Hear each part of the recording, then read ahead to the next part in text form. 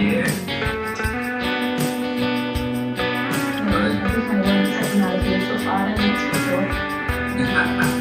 Finding it all.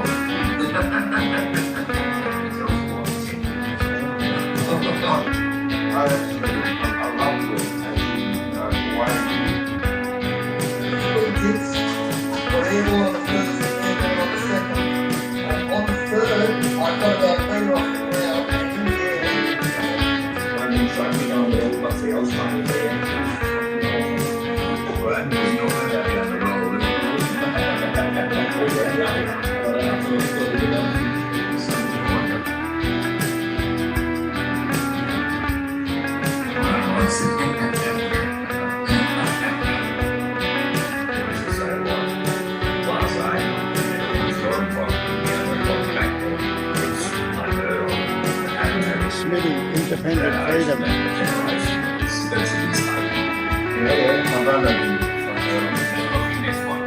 But I got the skateboard and I got the hand and jumped on it just to have practice. It wasn't like 4.5, but as soon as I jumped on it, I was gone. What am I doing? Smitty, Independent Freedom. I smoked a weed once.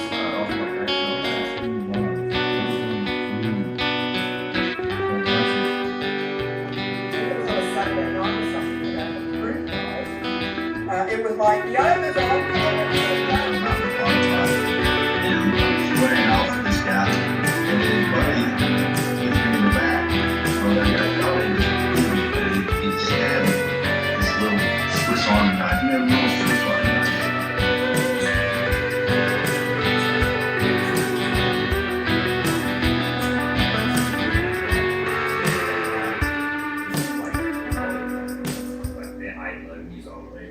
whatever I All right.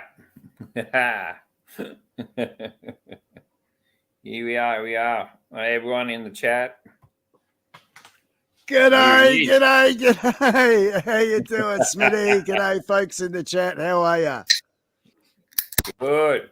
We got awesome. I Kiwi. better crack my bloody tinny here. Mad Kiwi, g'day. Yeah. How you doing, Mad Kiwi? All the way down. It's been a long time, brother. I can't get up. I can, but I want to keep this screen big, Smitty. So I can't see anybody in the chat and what's going on. I haven't got I've just got the that's all right. Yeah. I'm going to be chat. popping a few up here. Put the chats there. We got Hey, Rob's in the house, throttle down under. Maggie Anxiety. Excellent. This one here, the 602 Network. It must be one of your fellas. Then we got a Chewy. We got Carrie Ann. Hey, g'day, a Chewy man. I watched your live stream with a Chewy recently, and just like earlier today, just to get a bit my head around these 13 questions I'm up for.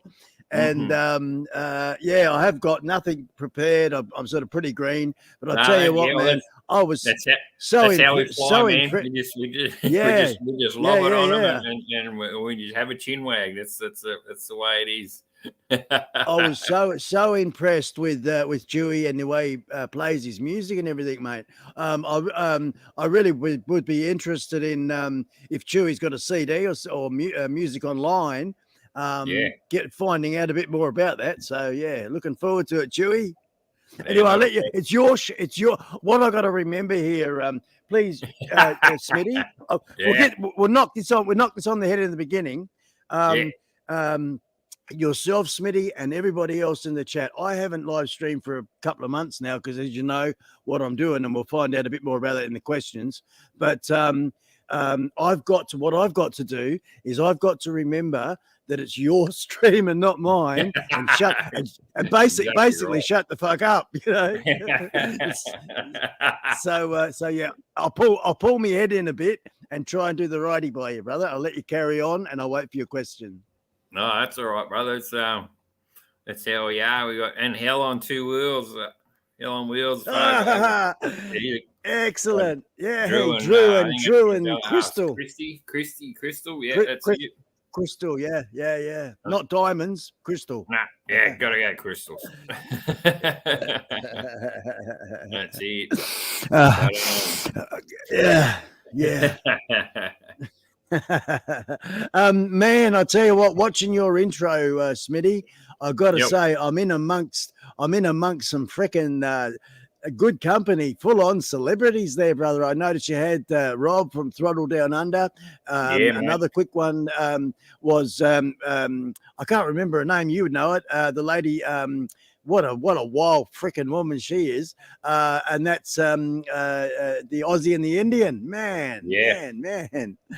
Full on, hey. You, yeah, and she I was the tell one you, that she actually got the meetup happening, like, because as you know, the meetup, we tried to get that going for years, and then COVID hit, and then it just fucked it up for all of us. But she actually, because she's like a really organizer, and that's a job and all that, and she took the reins, and we actually got it happening. We had the meetup last year in December, and now this year we've already got the date set. So last weekend in August, which is the weekend before Father's Day, and it's down near my old hometown, down Ulladulla way at East Lynn Motel Cafe. Hey, righto. East Lynn Cafe, and it's a nice spot there actually. So I'm going to do a pub crawl on the way down on the Friday, which is surprise.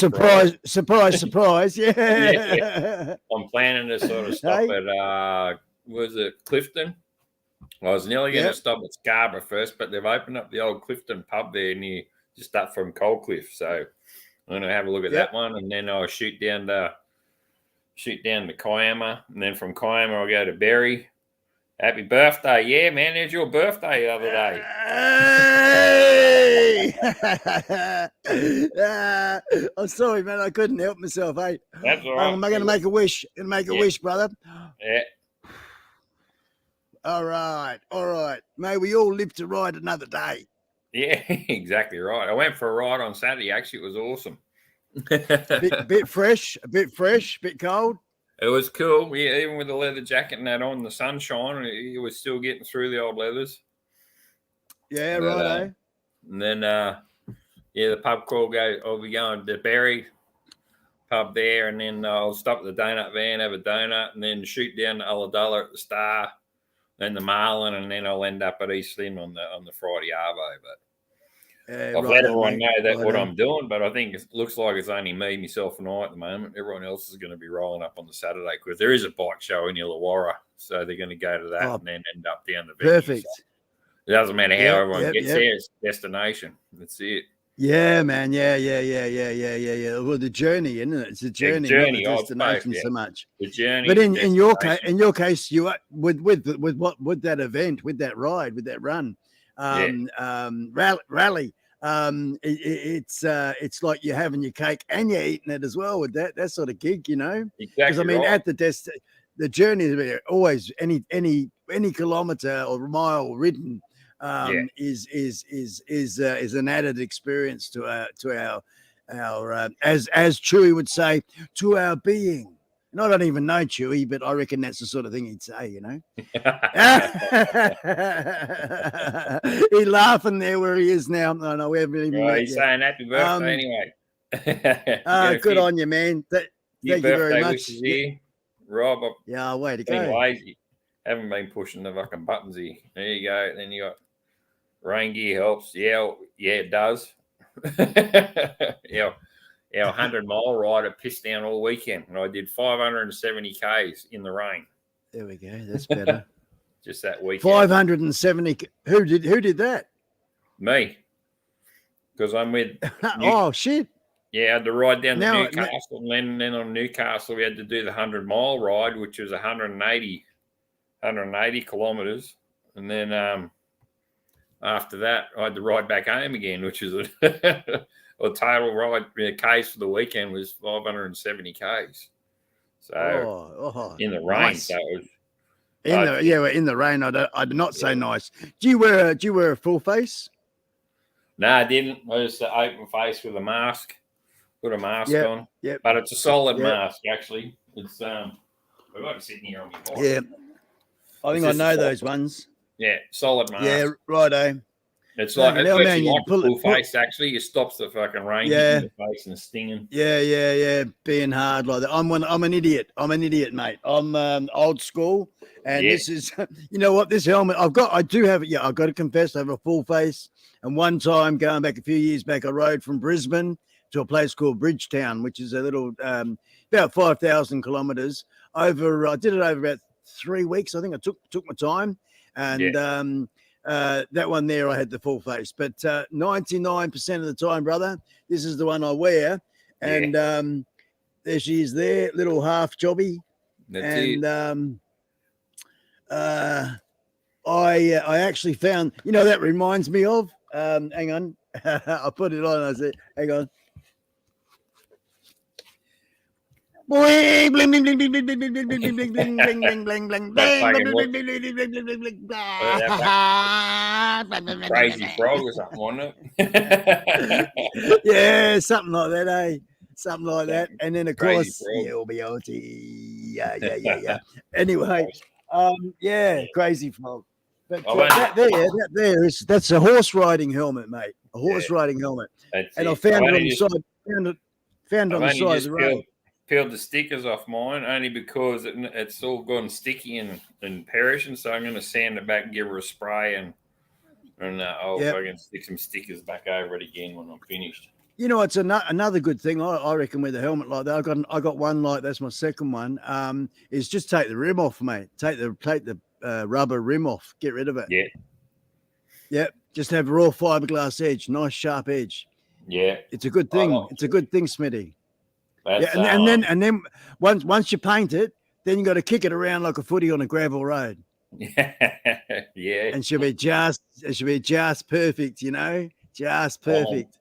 That one's one of them U-Butte, supposedly ADT approved.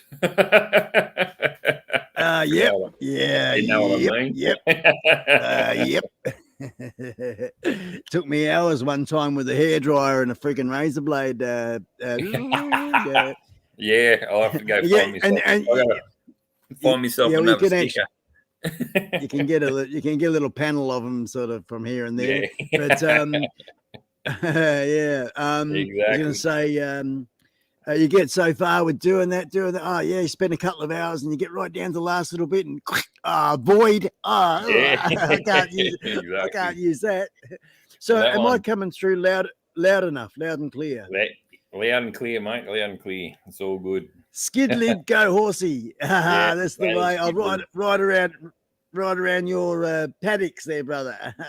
Jump on an alpaca with the skid lid. That'll make a good YouTube video. Well, no worries. I've got some I don't know how you go. I don't know if you can hear that. I've got some music going on in the background, a little bit of blues music. I've got the volume set at number 1. If I be quiet and you be quiet, we'll hear it.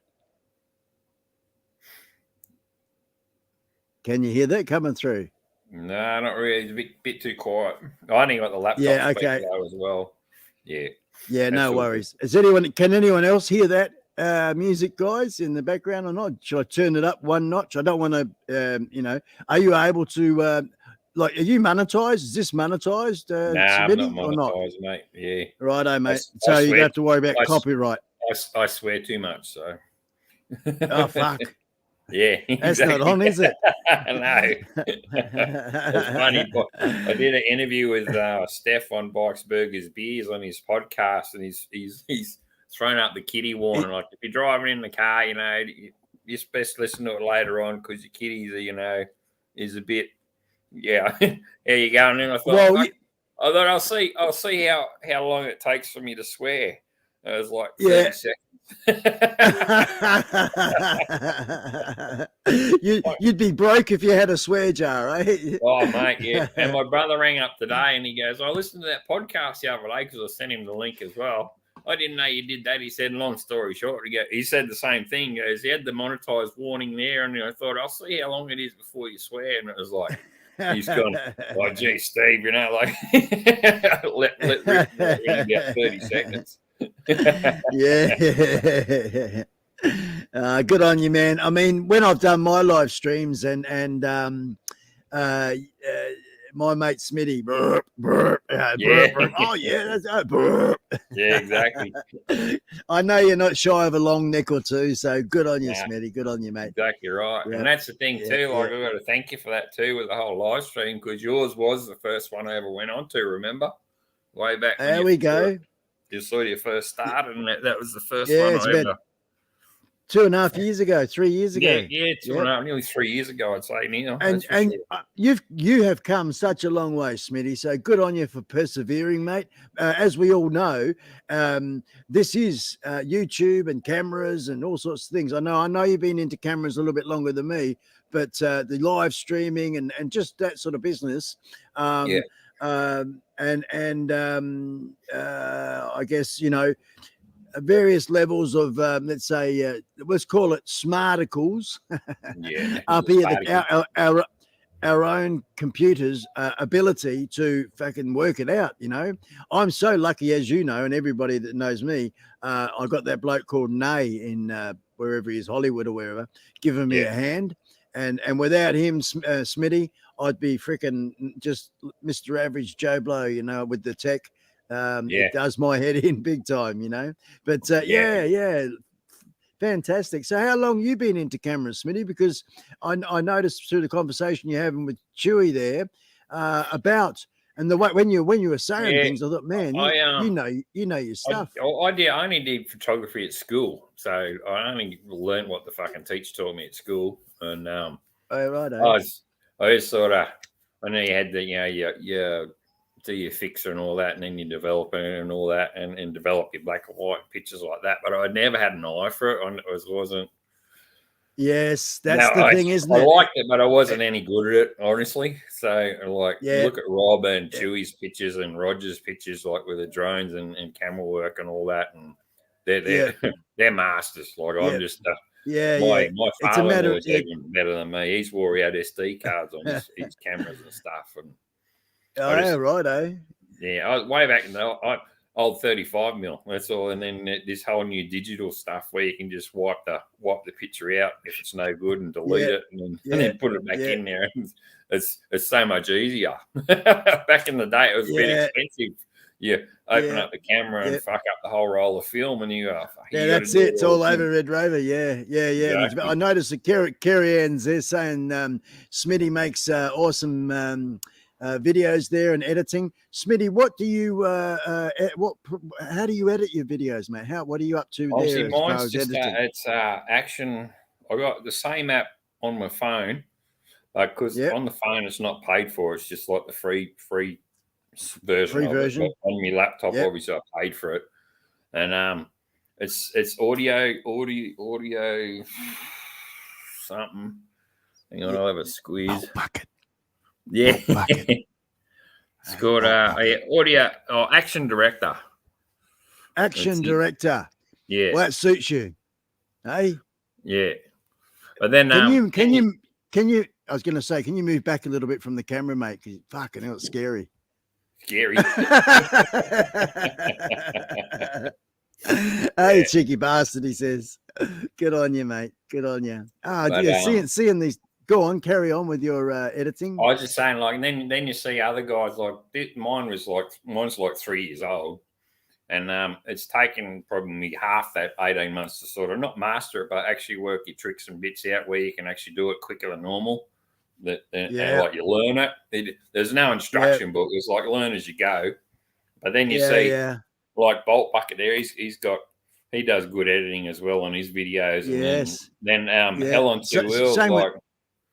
Outback Outlaw, and then how they do the intros and overlap things and lay things up. That it's just it's way above my league, and they're really good. I guess it's just a matter of time spent doing it, and I started out with was it Final Cut Pro? Was it Final Cut? No. Just Final Cut with bloody Pro bullshit. Yeah. Final Cut. And Final Cut something. And anyway, learning it, getting all these different, what they call assets, I suppose, and getting it all going on. And then old Nay comes along and says, no, simplify it, go with Power Director. So I thought, all right, I'll give it a crack. and Power Direct is pretty good. It's cheap by comparison. It does not a bad little job, that one. I think But now he said the one you want to go for, and we've got it. We just got to build the computer and start learning all over again. Is Premiere Pro. That's what we're going to have a crack at. So going forward. But see, it's funny, Smitty. That for me personally, I've got SD cards and hard drives of so much footage. But I've got to sit down and edit the shit together, and that's for me my personal bottleneck is the editing. If I had a bottleneck in this, is the editing side of it, you know. Yeah, mine's the same. I must admit, because I got 2 years of full drive footage and camping, and like we've had 2 floods in the time and COVID.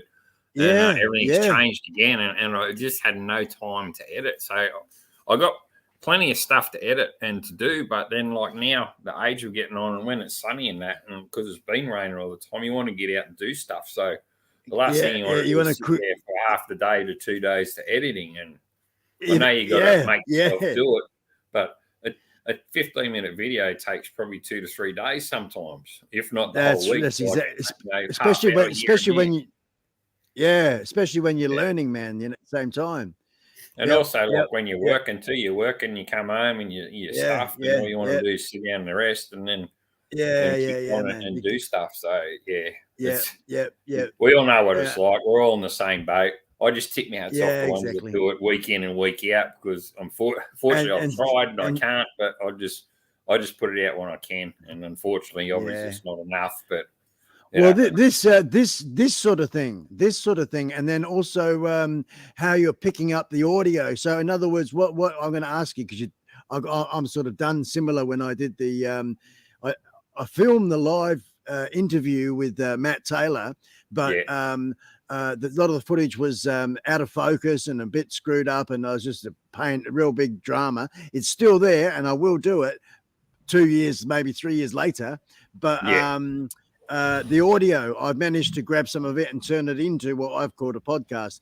Are you doing the same thing? Pretty much. Pretty much. Yeah. Much. So our interview, the audio from it becomes a podcast. Yeah, I got podcasters recording on the side there. But the only thing with me, that's a new thing for me too, the whole podcast thing. It's only because I listen to podcasts, and it's given me an option to do my own channel. So I thought I'd take it and just do my lives on it, and not actually. It's not going to be a big podcast channel. It's only to put these lives on there so people can listen in their car. They don't have to watch a YouTube video. They can listen to it, listen to our chats, and that's the whole learning thing again on top of this. The only thing I'm trying to do now is, because it's going through the laptop, I'm recording on my phone. I'm testing it tonight, actually. I've got my Rogue speaker plugged into the phone and sitting beside the laptop speaker to try and get rid of the tinniness out of the, if you notice when I do a podcast, the laptop speaker is a bit tinny. So I've just used the Rogue speaker to see how it's going to finish tonight and see what it's like. See if I fix it in that area. But, hearing me talk and whatnot is all good, but once like you're coming through the speaker on the laptop, you know how they're a bit tinny. I'm hoping that the Rogue speaker's going to drown the tinniness out and sort of equalise it. Make this sound a bit better, Because I mean, there is versions of internal recording as well. So, but all for the future. All for the future. So we've got 13 questions I'm going to ask you. That's right. Oh no, hang on. No, you're going to ask me, aren't you? That's it. Yeah, we'll get started, because we've been yakking for 24 minutes already. We haven't even said the first question, so we probably should. Good on you. We probably should get it started, eh? First one. This is and just to just to let the people know as well, Smitty. This you sent me this over 2 years ago, didn't you? Was this? The questions thing, or was it might have been the 6-something challenge? I can't remember. That was one of the old challenges there, the 6 or 3 challenge or 6 challenge, something. It's about 2 years ago, man. And here we are later. Anyway, you finally nailed me down, and away we go.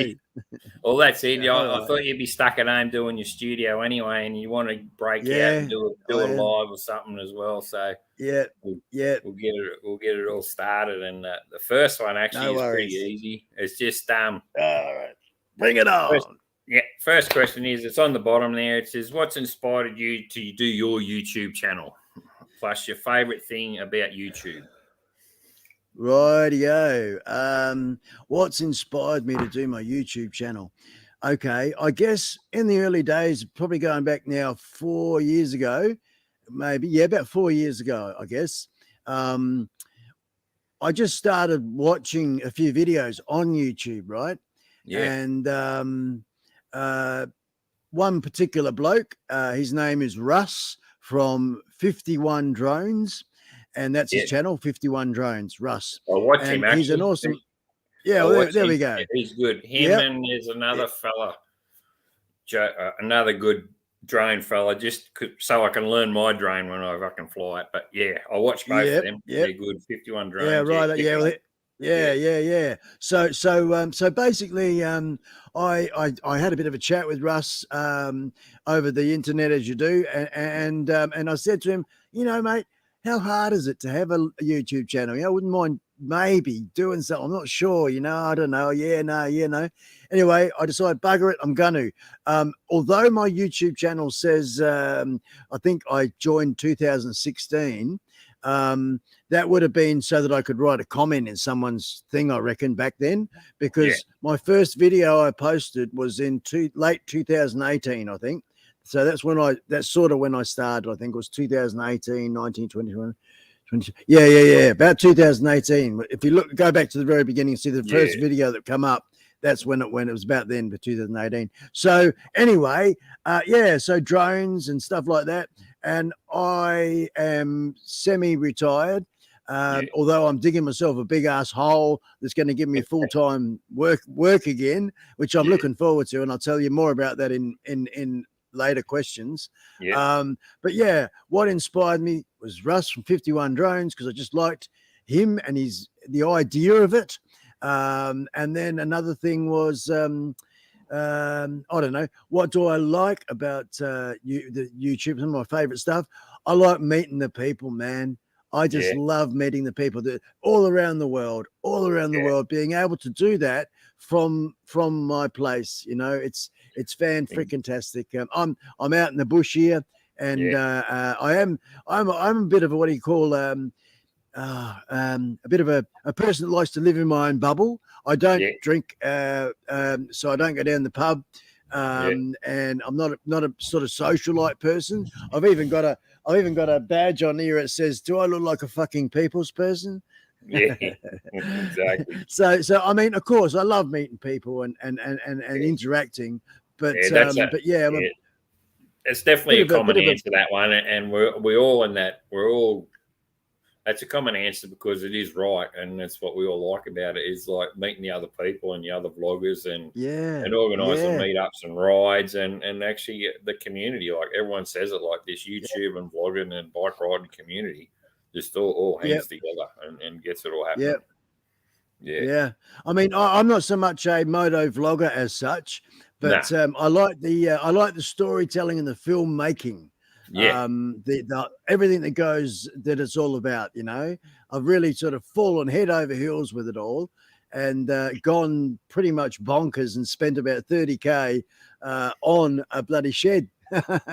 So when the big reveal comes, everyone will see where the money's been spent, because it's just come up a bloody treat, man. Better than I expected. My wife has been really good support, a good person to talk to about things, and it was her suggestions. One thing's led to another over the past, say, 6 weeks or so. No, it'd be longer than that. It'd be at least 8 to 10 weeks, I guess. And I'm about 75% there with this new build and everything. So basically what that's all about too is that a lot of the stuff I've ordered has taken like 6 weeks to get here. Exactly. Well, that's the thing too, like you don't realize It's great. Like you're way over the other side of Australia, which like in time difference is 2 hours time difference, but fucking like 2 days, 3 days traveling to get over there. Easy. And Easy. however many hours fly over there. It's Australia. Yeah. When you look at it that way, it's a big country. And then like Rob's over there at the moment, or he's over there at Perth, and that's still like 4 hours north of you or something like that, wasn't it? I'm 3 hours north of Perth. That's where you're I 3 am hours at the north of moment. Perth. Yeah, that's right. Yeah. And you know our mate Rob there. I think he was doing a premiere or something or other exactly the same time as the start of this show. It's just before this. He just did it before this one. Yeah. Yeah, good on him. I love Rob to bits, and you've had him in the studio there with you. Is that right? Yeah, that's right. No, you two he's a hooked great up? guy. We met up at the meetup the other last year with the other vloggers and all that, and they're all great. Yeah, that's right. Yeah, because I had a quick. I had a quick flick of your some of your videos and things there, and I saw that. I thought, wow, man, to be able to meet people exactly the same. When I had Outback Outlaw come and visit me, that was such a buzz off camera. What we just didn't stop, man. I was just chatting away. That's what the same sort of thing, you know. Yeah. It's just the energy's electric, isn't it? Yeah, not so much like talking too much about how you do this, how you do that with your videos and everything. It was actually talking to people, meeting them. We're virtually mates before you see each other, and it just flows over to when you meet each other, and then you're sitting there chatting, having a feed, having a drink, having a talk. Then you talk a bit about YouTube, but mainly people are doing taking photos and filming and then just next minute it's night time the next morning and you got to go. So it was a really good weekend. You can That's hang right. out. We're also looking forward to this next one down at East Lynn. I know I am. Excellent. It's my old hometown, and I'm looking forward to the ride down there. It's a 6 hour ride. It's going to be good, mate. Yeah. Yep. Awesome. So did I answer the question okay there? Yeah, mate, that's all good. We're on to the next one now. We'll go to the next question. All right. Nice and easy. All right. Number 2. Yep. Says, what other hobbies do you have not bike related? Whoa! Looking in the mirror. Something like that. What other than my I'll bring it here. It is here.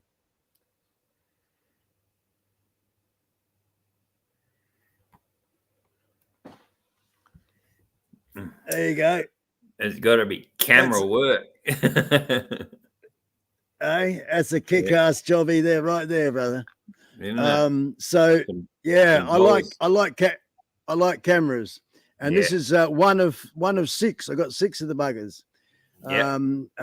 That's all about to do with the live streaming. So this one here is a GH5, and I've gone a bit nuts with putting all the Go gear on it.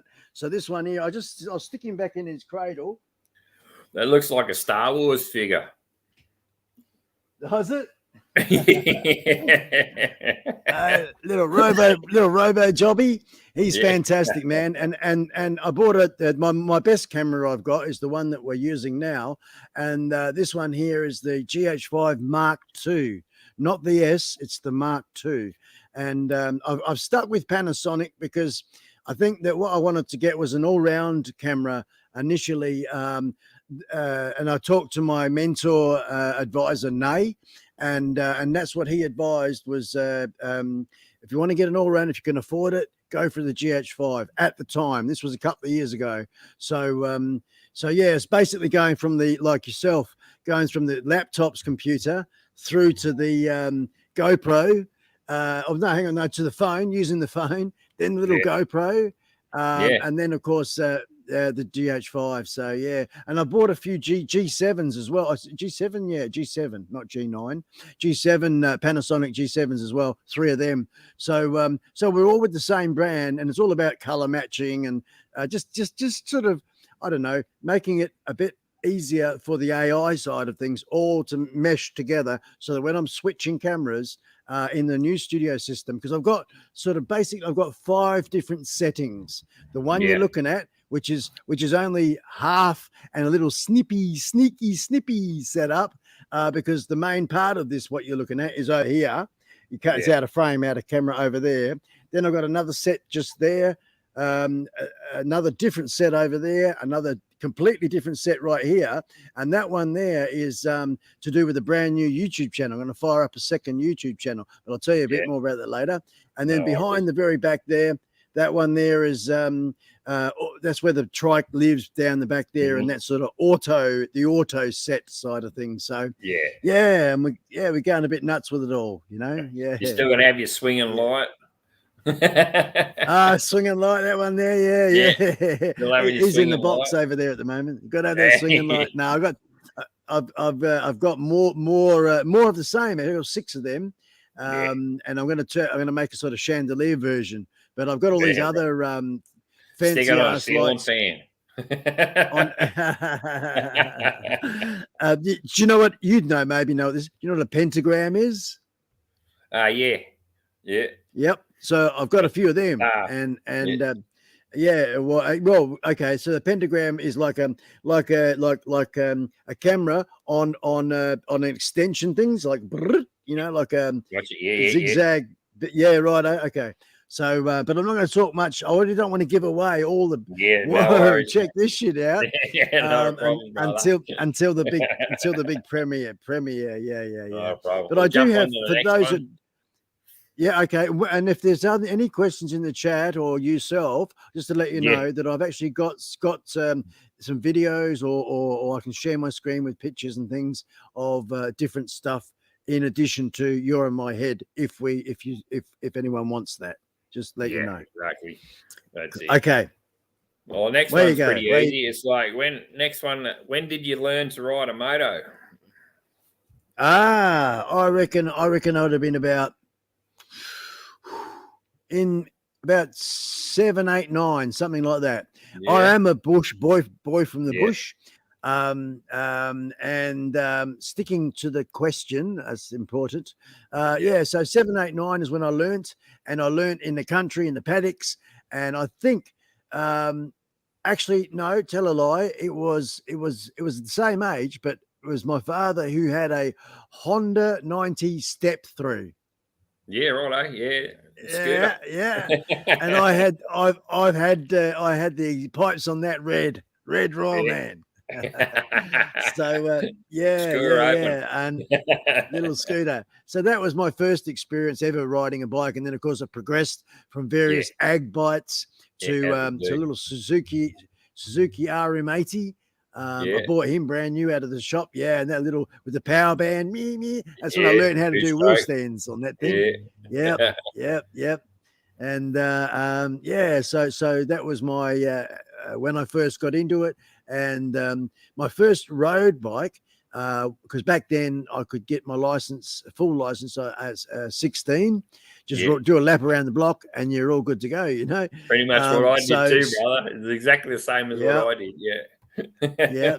And my first bike, now I can't remember the model, but I do remember it was goldy color with white stripe. It was Yamaha, and it had 3 cylinders. Yeah. Okay. Three pots, you know. Yeah. So yeah. I think it was about 350cc, 350, and that was my first road bike. I put blooming what do you call cafe racer fork bars on. Yeah. I modified some sort of fairing thing, and I was heaving around on it. So that was my very, very first. That's when you early days of toy with and whatnot, and get in and modify. Yeah, that's the go. Good stuff.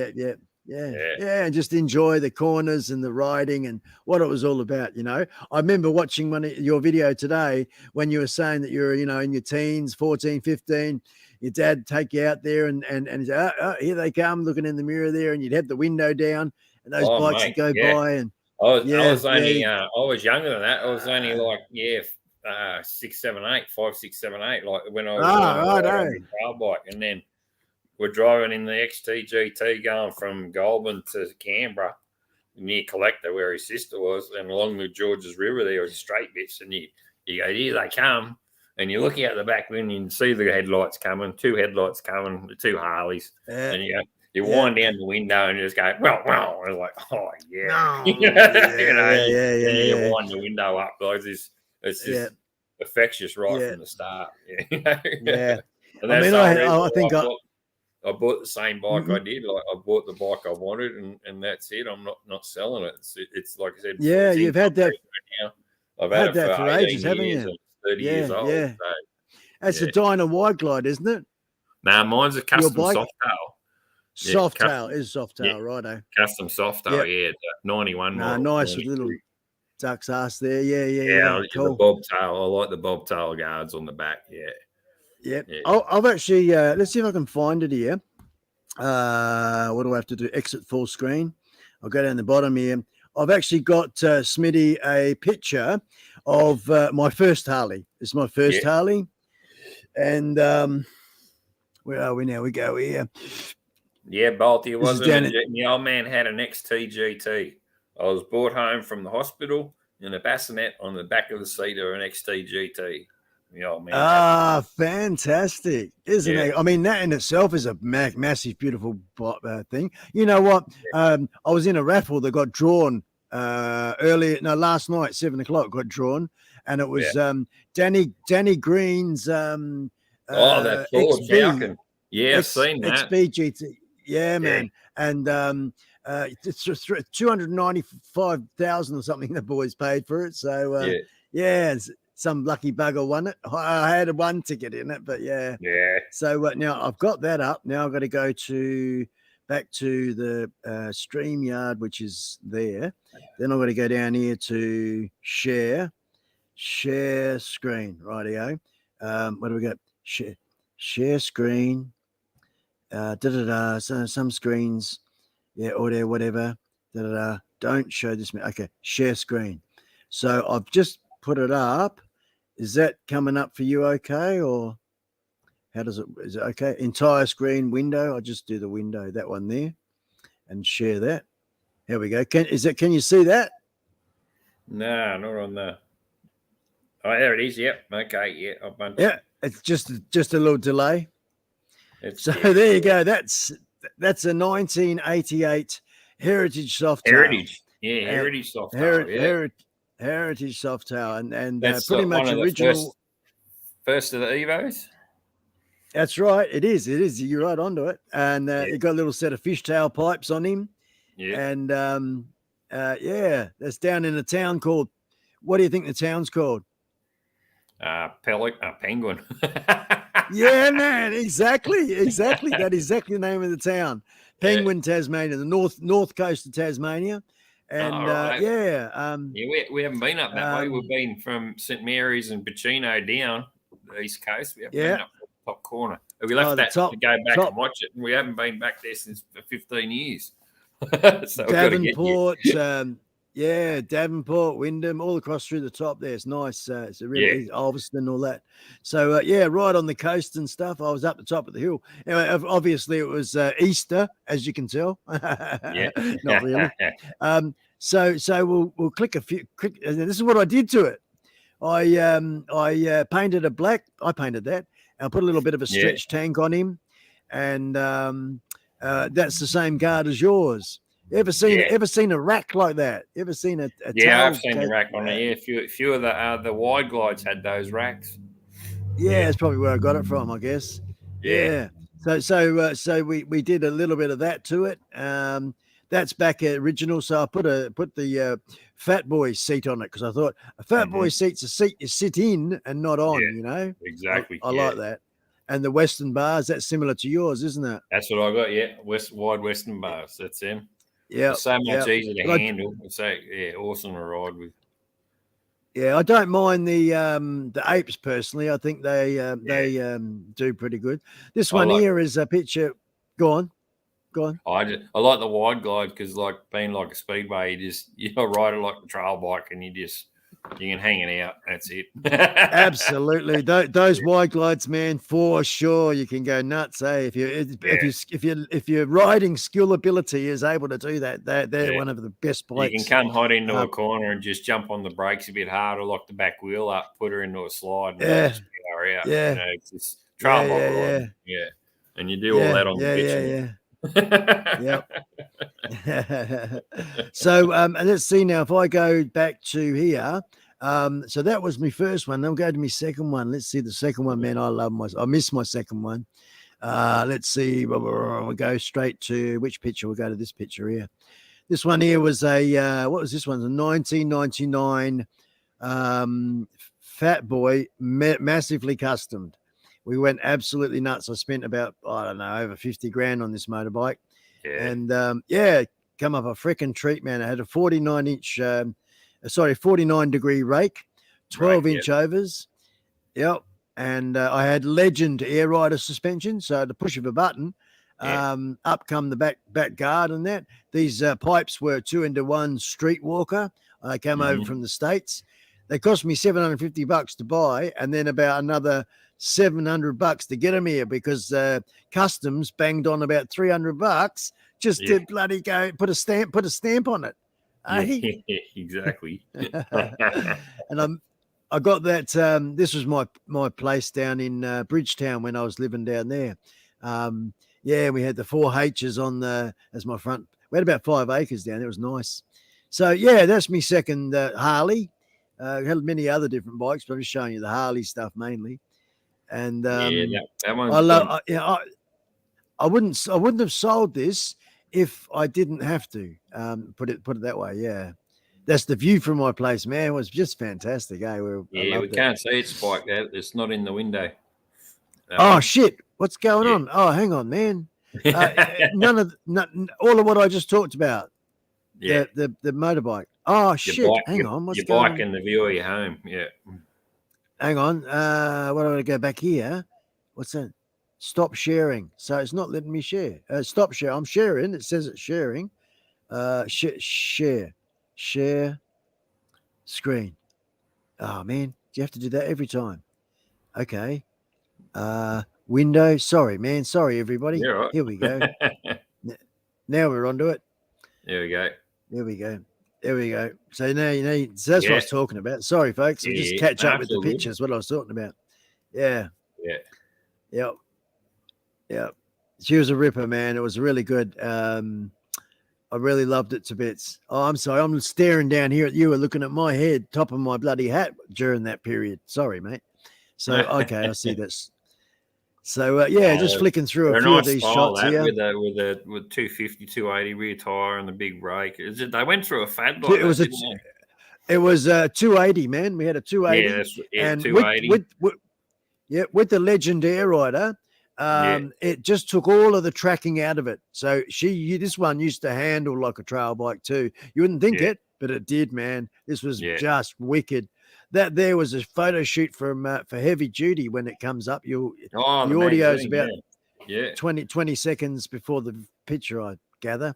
So this year with all the in the salvage yard there, that picture when you get to it, that was taken for that magazine Heavy Duty, and there we go. That's probably a reasonable size shot for showing what it's all about. I had the fat handlebars as well. I can't remember what they were. They weren't quite 2 inches, but nearly.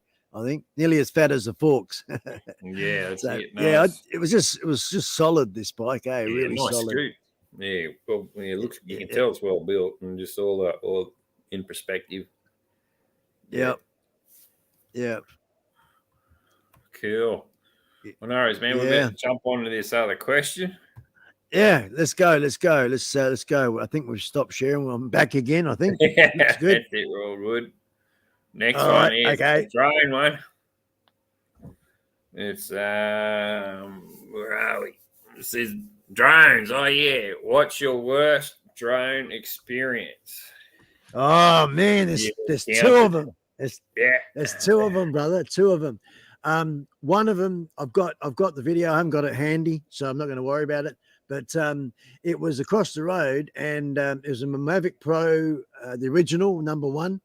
It was a $1,500 drone, and just learning as I was, and I still am. And I flew it through with the wheat bin across the road there. The trucks go underneath a big hopper sort of system, and through that, and then the wheat comes down. Anyway, this is no one's there and whatnot. It's all not working, and I'm over there by myself flying around this building as a point of interest. So I decided to fly through the system, and I was going pretty steady, and I was getting about halfway through this tunnel sort of business, and all of a sudden I lost control. The controls wouldn't come on, and the freaking thing decided to do its own thing and then fly sideways. It was about probably 5 meters off the ground, smashed straight into the side because of all the steel. It interfered with the signal. And okay, we learned that lesson hard, and I've smashed up my little camera gimbal on the front there. It's pretty thing. So that's one, and the second one is fixing the bloody thing. I just sort of being out here in the bush and whatnot, you just can't take it anywhere to get fixed. And I thought, nah, man, I'm not. It's only just that, surely. So anyway, I found out, and in the end, it was an $11 part. It's called the gimbal cable ribbon cable gimbal fucking thing. And it was it was a little tiny bloody. And I'll tell you what, man, I made a video of it, and I got that stressed that I just didn't post the video. But I fixed the freaking thing. I fixed it, but I tell you, it took me a couple of days because it's fold here, go under there, flip around here, go in there. Oh man, that was the craziest thing. So as far as a couple of drone off the top of my head experiences, that was it. You know. Here's an interesting thing on the topic of drones is that initially, and that's how I got into YouTube, was through the droning community, massive community, fantastic community, generous community, really, really cool people. And then I was hanging out with a guy called, and he's still about, and I love him to bits. I haven't talked to him for a while, and we've collaborated on a couple of videos, and that's a fella called Izzy Razbufnik. Razbufnik. Anyway, he's down in Fremantle. And with Izzy, it was him that said, as far as drone's concerned, drone is an aerial camera. It's an added camera for aerial shots. More so than going out and flying the thing for hobby and enjoying it for the flying's sake. It's more about every time she goes up, it's for a purpose of filming and camera. And I thought about that a lot. And that is what the drone is to me too. It's another camera, more so than it is as much a passion and hobby as cameras in general and the motorcycle. Yep. No, that's same as me. I've sort of I've got the drone now. I just got to learn to fly it. And what drone you got there, Smitty? I got the Mini 2. I got the Mini 2 drone. Oh yeah. Good choice. Good choice. Still in the box. I haven't even fucking charged it up yet. Man. It's been pissing down here for 4 months, and we've only getting fine weather now. So I've been jumping on the bike. But I said to the missus today, I said I should charge the drone up and get it out and have a practice. So it's in the making. But I mainly did it I got it for the camera, aerial camera shots, and watching 51 drones. And there's that other fellow I watch.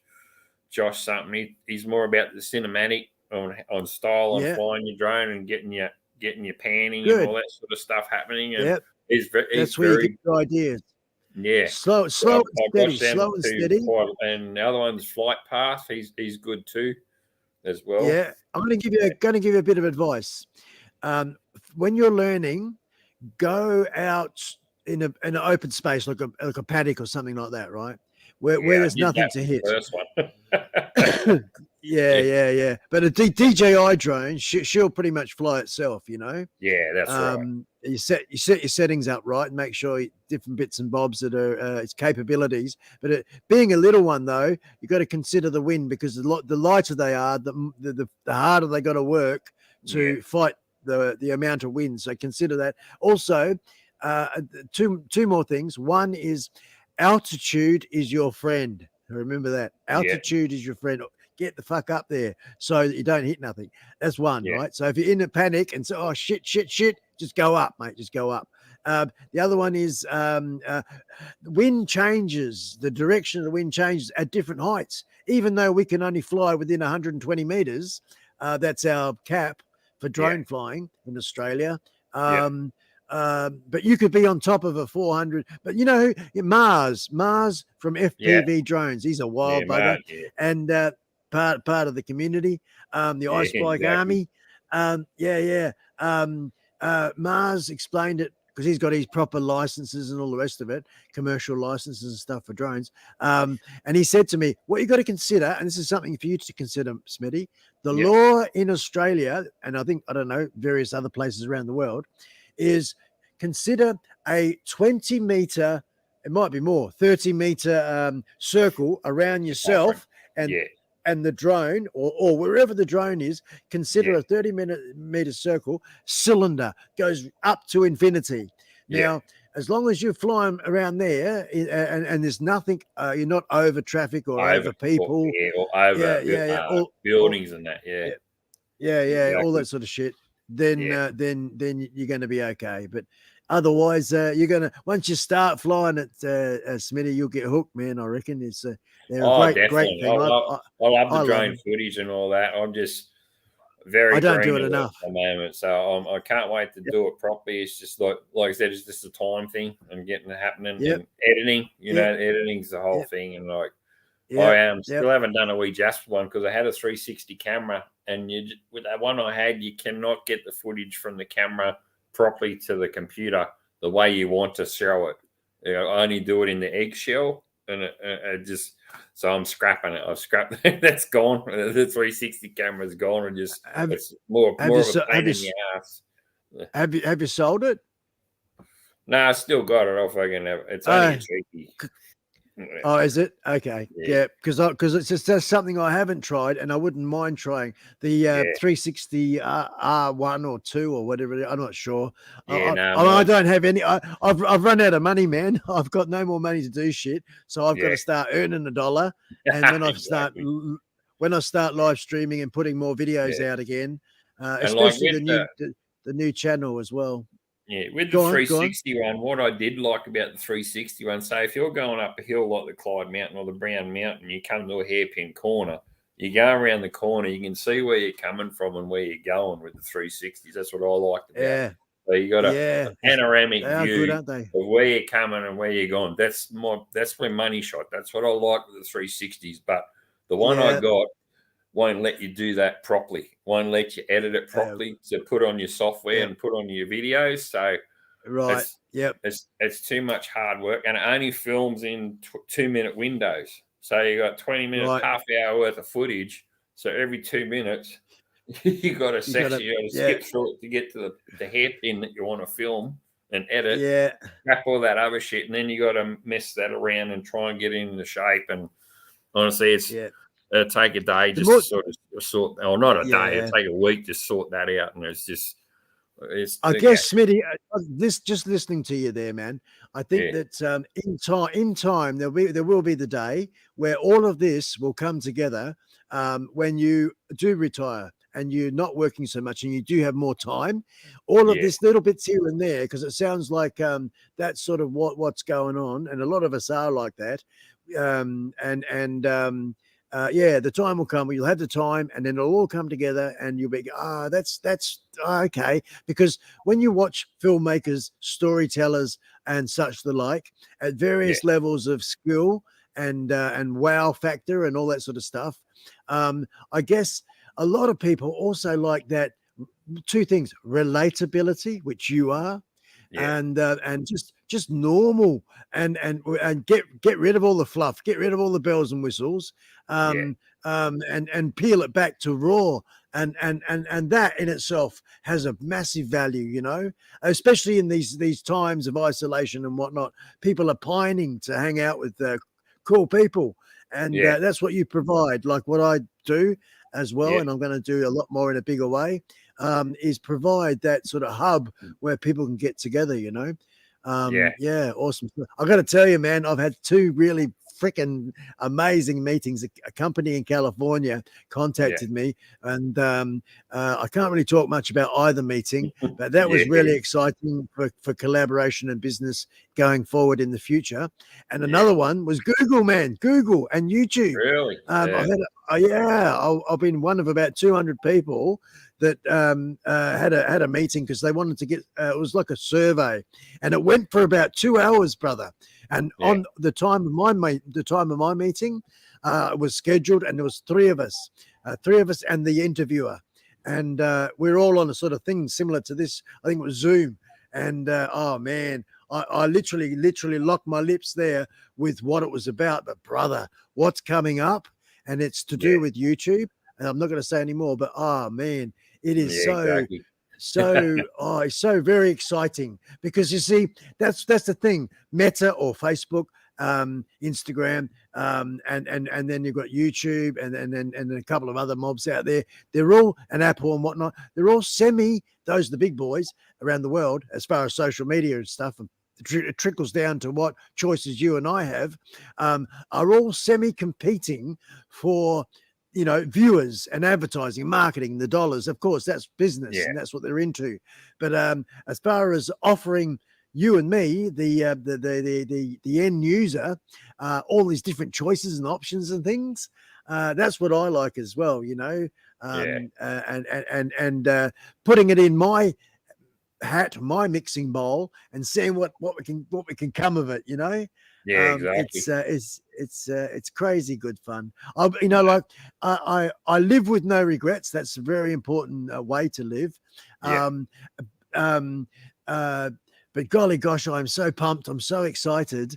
Even at the age of 60, I think I feel 40, and I've got a 10-year plan. I don't even think of the number that is my age.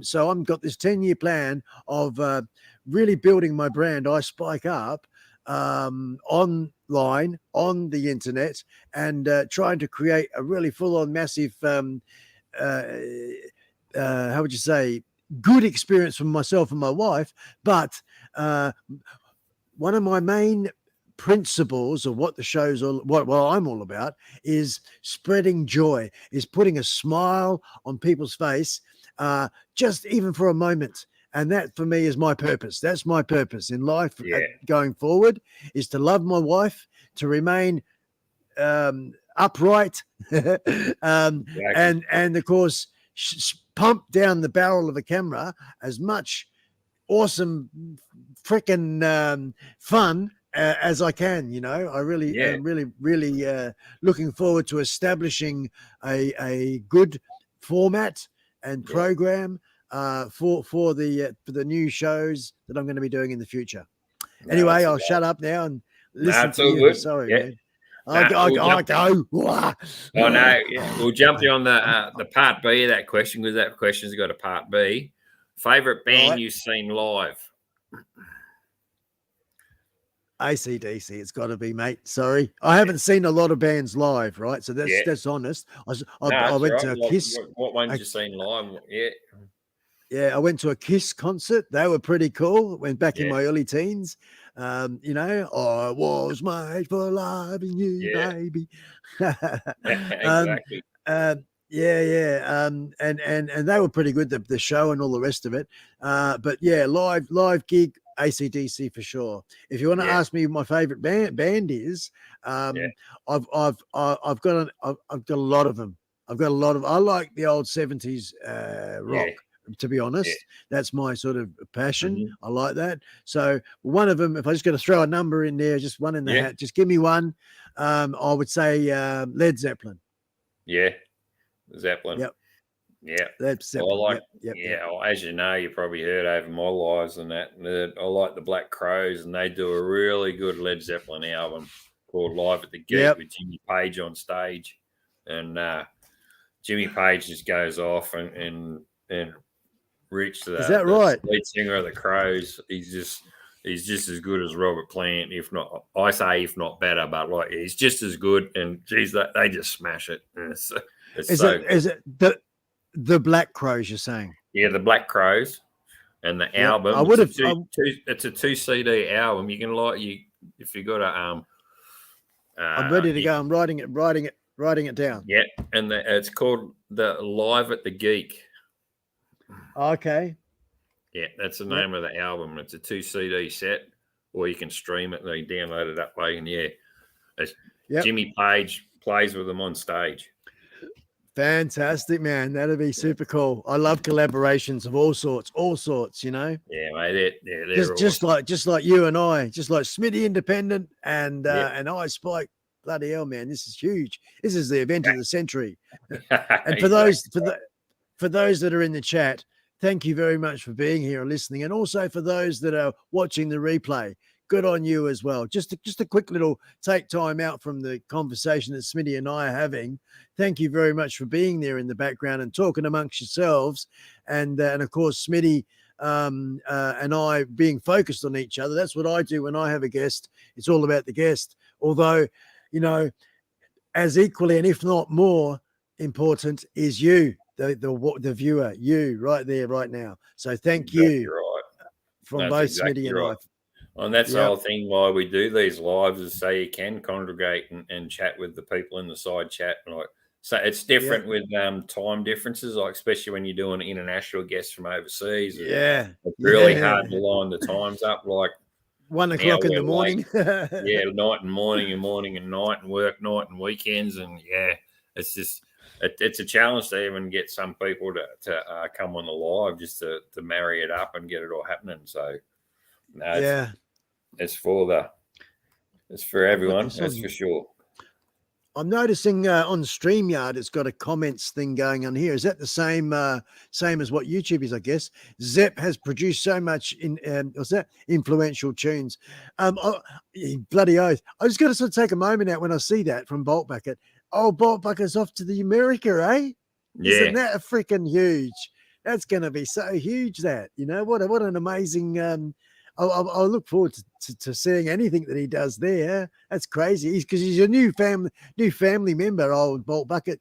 He sort of hit the scene running, and what a cool, super cool guy. Good I on know you, with Bolt Bucket, he's focusing on the American and overseas folks, and we all do, but like he's really, that's his main focus is going over there. He's I hammering. don't blame him. It's a good audience, wide audience, and that's where his avenues. And his channel's going to just explode. He's young enough; he can go over. Yeah, he can go over there and enjoy it. That's true. Not he can live out of down it. like He the live rest out of of us. Yeah, true, man. Exactly. Yeah. No worries. Just what's going on here? I think that's next one. Number 5. Number 5. Yeah, number 5. This is the good. Tell us something mischievous about yourself that you've done that your oldies don't know about.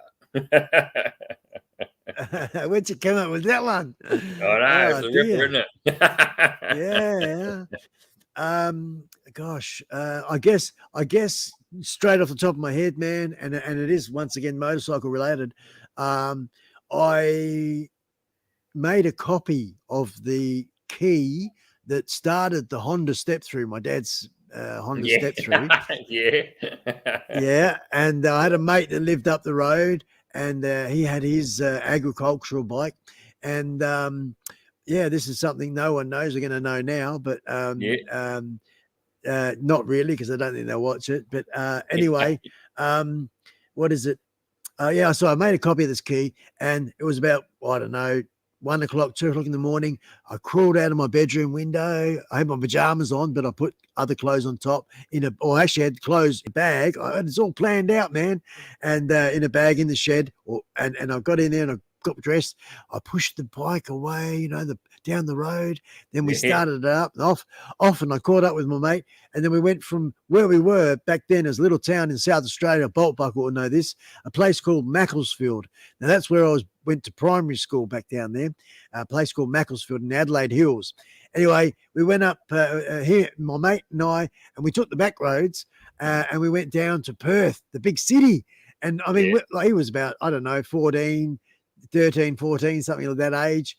And we're riding at freaking 1, 2, 3 o'clock in the morning on these two little motorbikes, and we went down there and run a bit of a muck, and then come home, and we got away with it, man. I got home about 6 o'clock in the morning, and before folks got up, and put things away, and went, pretended we were asleep again, sort of thing. So that's a mischievous, I guess, semi-mischievous anyway. That's what that brother. That's what that question is for. Something. Yeah.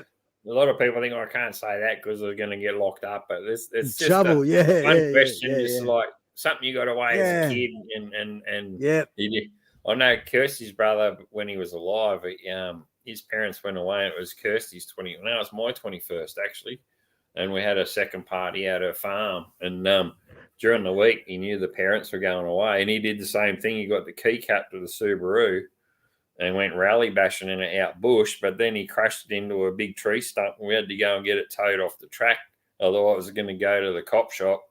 And lucky at the time, my mate that was at the party, he worked for a tow truck company, and we towed it back to the house. So it was just one of those parties where everything you had to not cover it up, but you had to move it so it wouldn't get locked away, and then you had to face the music when the parents come home because he wrote their car off. But he got the key cut to do it. Same sort of thing. Yeah. Righto. But he crashed down Monkey Mountain Road down Milton, Ulladulla way, and you come around the corner, here it is parked in the middle of the road. Big tree stump about a metre width, probably 800 wide, and it's dead bang right in the centre of the Subaru wagon, touring wagon. Just wrecked it. Oops. Exactly. Yeah. That's what those questions are for. Just tweak this podcast thing out. You got to save it. Yeah, no worries, man. I noticed that Bolt Bucket there's mentioning he knows Macclesfield. Yep. And as he's talking, Outback Outlaws in the house. G'day, Kingu. Fantastic, man. Good on you, brother. Good on you. Because I noticed that I know you're thinking about what you're doing there, Smitty. I'm just trying to start this podcast again. That's all. Yeah, no worries. With your live streams and that, having lead-in time for promotion. So when I do my live streams, I pretty much book it on. I schedule the live stream a week before the live stream goes up, so people get to know. Oh, yeah, that's going to come up on in a week's time or in a few days' time, type thing. How long do you have yours up? Saying, I'm going to go live, and this is who my guest is. I do. I know ours was short. I do try and have it up for a week or probably 2, so people know that it's coming. Normally you do. I've been because we've been flat out, and I flat out home, and I had car trouble. My car was down for 2 weeks. So I had to get an injector pump fixed, and we were down the car. I was riding my skateboard to work. And things like that. They had 52-year-old. I don't know about this. I don't know about this, Smitty. That sounds like excuses, man. I don't want excuses. I want results. And it come to we couldn't really set a date early. It had to sort of wait for a window when it could do it live. So 9 times out of 10, I'll try and do it so it's a fortnight to 2 weeks, so it's up there and they can see it and they know it's on. I wasn't sure. I know the last couple have been, or especially ours today. It was only sort of today, but I usually like to do half a week to a week to a fortnight type of thing. It's good. So you're on to that as well. Just want to say g'day to a biker's wife. G'day. Yeah, just seen her popped in there. There she. Yeah, excellent. Along with Kerry Ann, just typing away there. Good on you, Kerry Ann. Yeah. Excellent.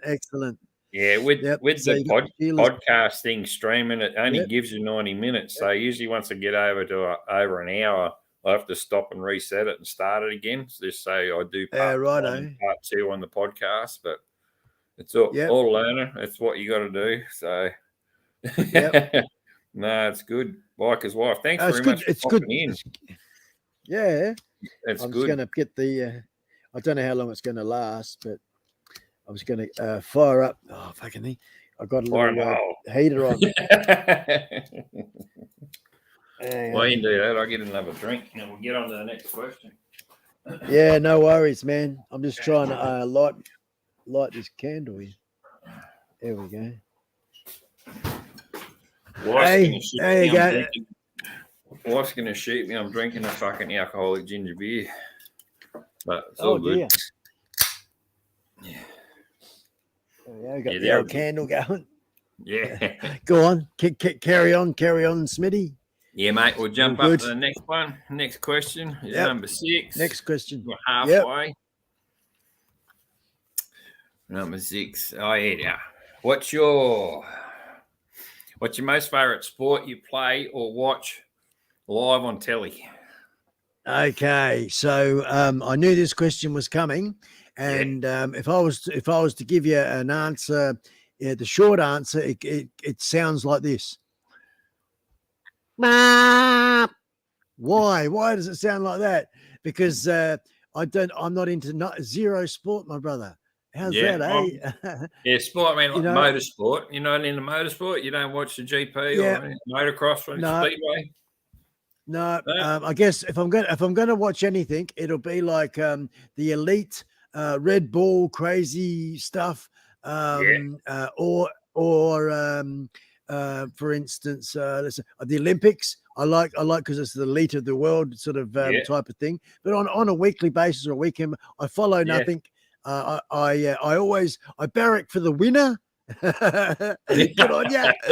Yeah. And I'm one of those rare types, Smitty. I mean, the whole world's made up of all sorts of different people, isn't it? And as far as a beer drinking, footy watching, was it football, meat pies, kangaroos, and Holden cars? Yeah. I mean, I could give you yarns and stories and stuff, but none of it would be true. So yeah, I'm a bit of an oddball when it comes to that side of things. Yeah.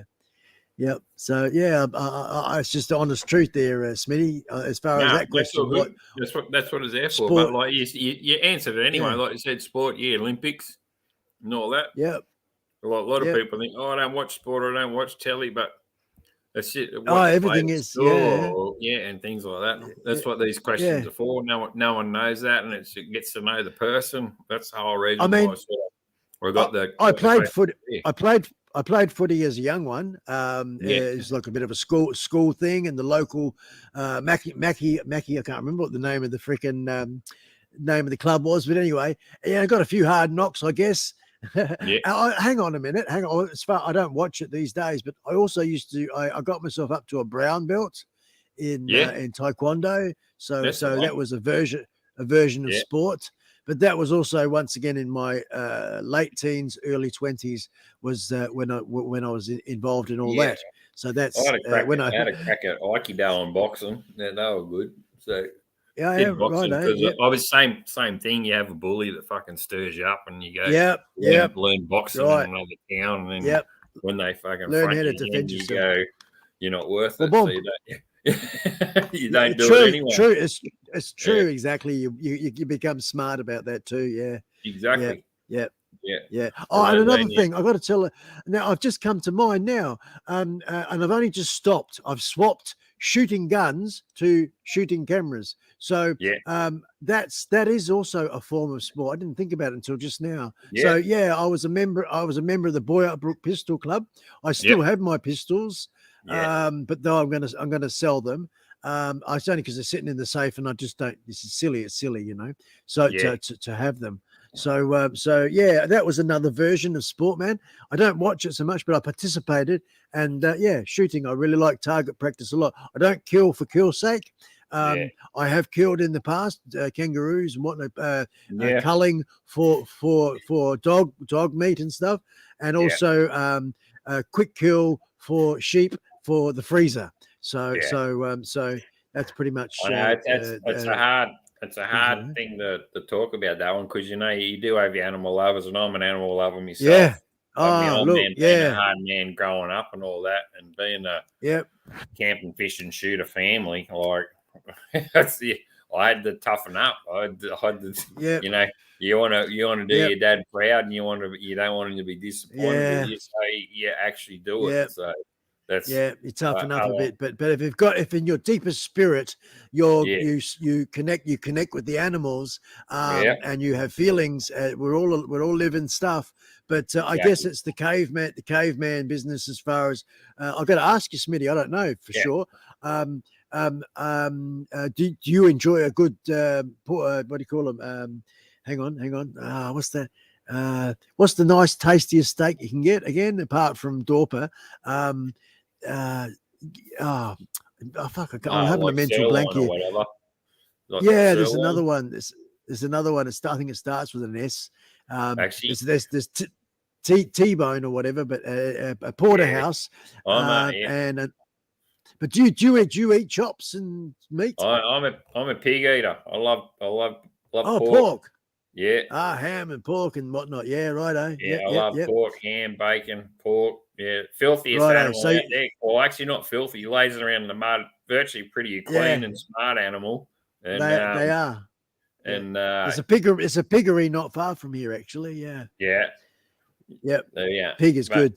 Yep. Yeah, and that's the way I sort of got around with like being in a shooting family. I just had to think it's farming. We've got to do it. We've got to clear it for the farmers. We've got to do it that way. And that's just sort of training myself as a kid growing up, telling myself that we're doing it for good reason. And that's, but that's way back as a kid below 10 or 10-year-old when I could shoot. Yeah. I mean, the sight of blood and killing things, it's bullshit. It is. Exactly you do it to survive or whatever it is. And I mean, understand and respect.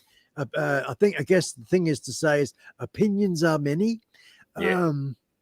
And to be non-judgmental about anything and get on with it all and learn from each other. And because I know the arguments, not the arguments, but the debates in regards to vegan and various levels of vegan and all different things. So once again, it comes back to different strokes for different folks.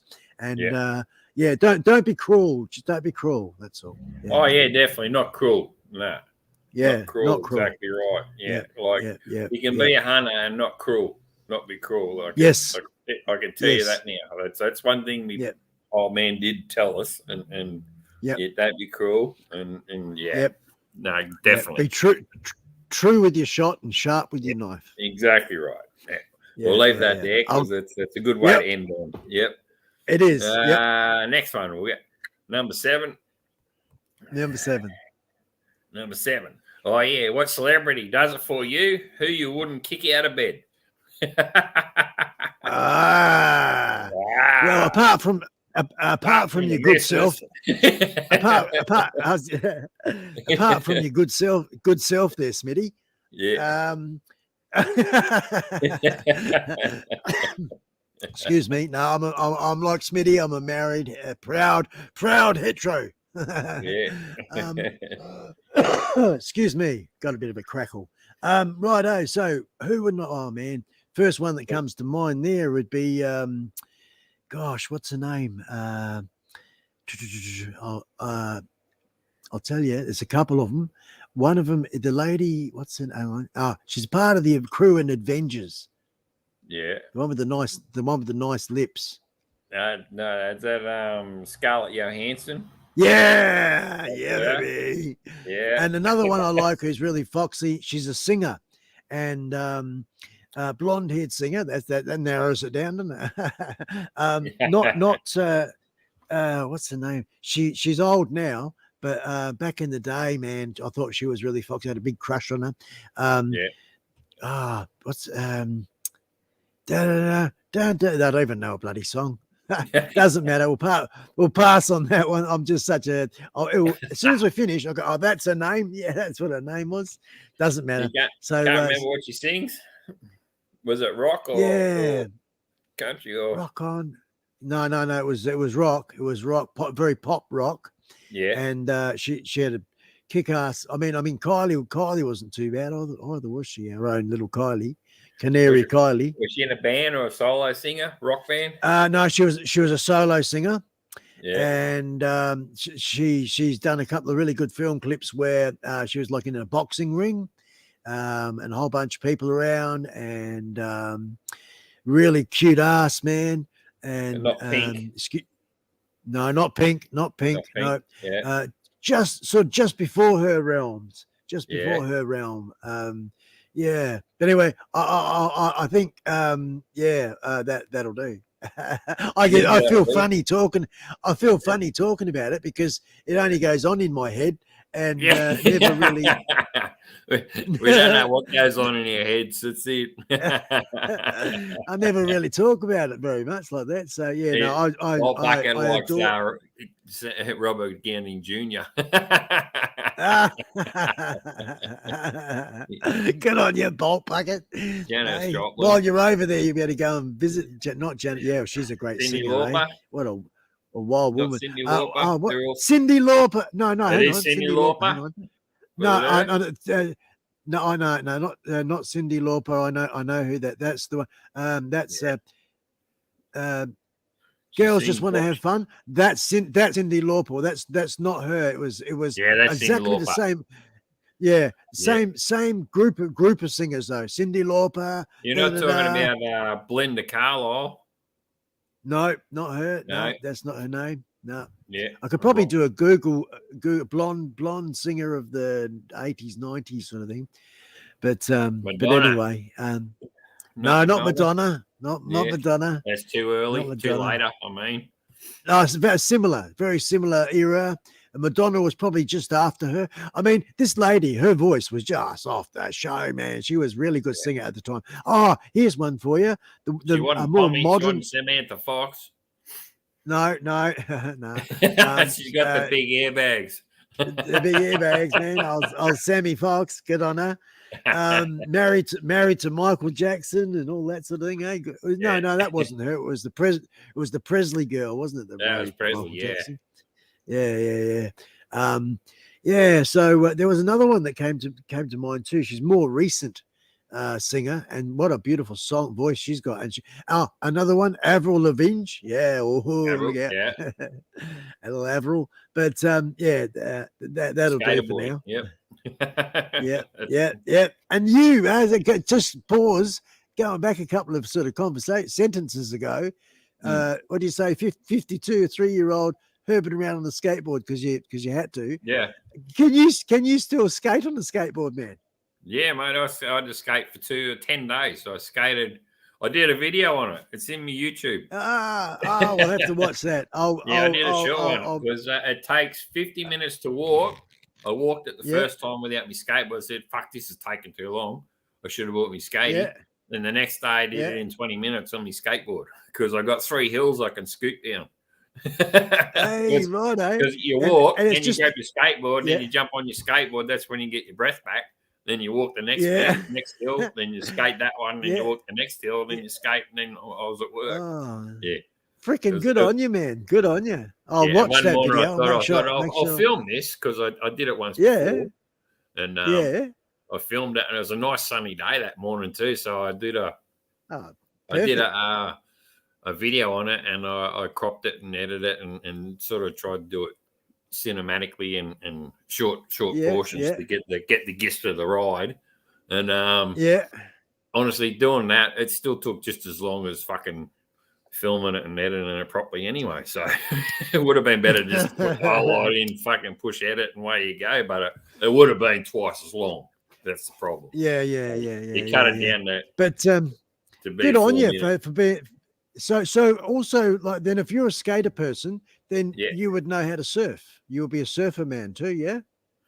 Yeah, I wasn't as good at surfing as what I am as skating. I did surf.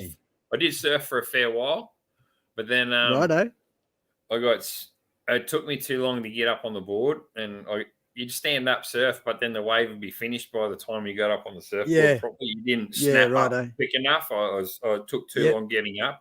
But and I never felt comfortable once I was up on it. So then I went to the boogie board, the esky lid, boogie boards. You can get right in the barrel, do your barrel rolls and belly with they're so much with fun. With the flippers on your feet. Yeah. That's it. Yeah, I call them esky lids. You used to back in the day. You're sitting like you're on the esky lid. Yeah. Surfers used to call them speed umps. So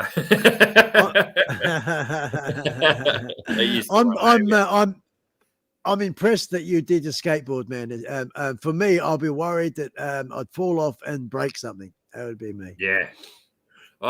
So good on you. Me and Chewy did a video, and Bolt Bucket did a skating one a while ago. No We way. put the Really? challenge out between all of us, and we all did a short skating video. Oh man, And, I'm missing out. I've got to bloody follow up on that. I've written it down anyway. Yeah, and I'll look it it up. pretty good. We all had a crack at it, and even when I did that, I dug the skateboard out, and I hadn't touched it in like 10 years. Like I think last time I was on it, I was 42, and hadn't skated, and I did the same thing. I was skated to work because I had to, and like 52-year-old jumped on the skateboard, and I just got on it. Yeah, 2-3 pushes, and I going, "Fuck, what am I doing?" You know, it's just like,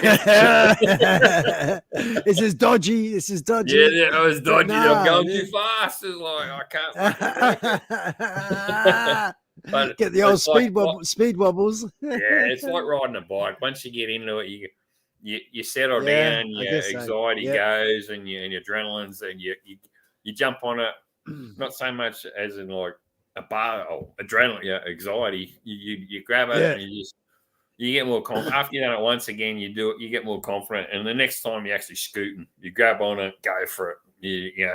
I've done it again. I can do it now, and away you go, and you just rip and tear and have a crack at it, and keep going. But I was having a little quick look at some of these what people are saying and stuff, you know. So yeah. But like a bike, getting back on a bike. Yeah, if you've done something for a while. It wasn't Pat Benatar. That's what Biker's wife's saying there. She was a good singer. I didn't mind it. Not Pat Benatar. You know, you guys have got me going so much because you're asking. So as we go, I know you can still see me. I'm going to do a quick Google search here and find her. Yeah, we're going to Google this. We got to get. We want to know who this mystery singer is. It's not Cyndi Lauper. It's not Pat Benatar. It's not Belinda Carlisle or Cyndi Lauper. We'll get down to the bottom of this. Yeah. It's not far away here now. Let's see. Not Thelma. I've got blonde singer of the 90s, right? And I've got images up, and I'm gonna as soon as I see her face, then I'll be able to tell you which one's which. Where is she? Where are you?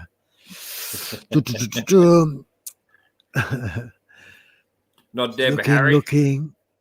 No, she's lovely, isn't she? Old Blondie. Yeah. I love her to bits. She's really a foxy lady. I remember when that I found her. Let's see. Yeah. I found her. Let's just see what it hasn't got a name. What's her name here? Christine Aguilera. Oh, really? Christine Aguilera. Christine Aguilera. That's the one I was wanting to tell you. That's who it was, everybody. That's Christina. I wouldn't have fucking picked it. No. Yeah. That's the way. Yep. There you go. Everyone was all into Debbie. Everyone thought it was Debbie Blondie. Thought it was Debbie Harry. Yeah, righto. Yep. No, the Christine Aguilera. There she is. Yeah, I love it a bit. So I think she was all right. She was a pretty foxy lady. Well, the next question. I know you said you don't drink anymore, but back in the day when you did, what was your poison? Beer, spirit, cider, or your favourite hangover brekkie back in the day? Righto. So back in the day, it was Black Jim Beam Spirit. Yeah. Yep. And I liked also me Cointreau and me Benedictine or Drambuie, any of those. Yeah. They were quite nice, various sort of on the rocks or mixed. And because I didn't mind the old beer, but the fizzy and the gas. I never really drank Coca-Cola or any of that sort of stuff. So the fizzy, I just don't like it. All the rest, I don't like it too much. So good for cleaning parts, but that's about exactly. Yeah. I have dry ginger ale. I mix it with ginger ale instead of Coke these days. So righto. That'd give a nice tang there, wouldn't it? Yeah, I mean, Gentleman Jack and anything that's Gentleman Jack. Yep. I don't mind also some of the liqueurs. I've actually got one in the fridge because when I say I'd say 99% don't drink. This bottle I've had for years and years, and not years.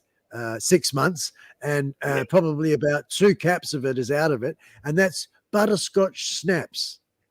You leave it in the freezer. It lives in the freezer, and that's one I've got. That's one I've got there. I should have actually gone and got myself a drop and had it Yeah. for this event, but doesn't matter. Nah, Smitty, yeah. I've got to nick out quickly for about 2 or a minute, 60 seconds, Yeah. and do an old man's deed.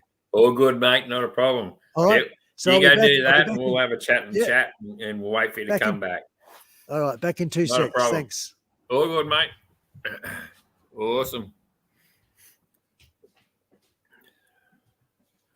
In the chat, here we go. How good's this chat going?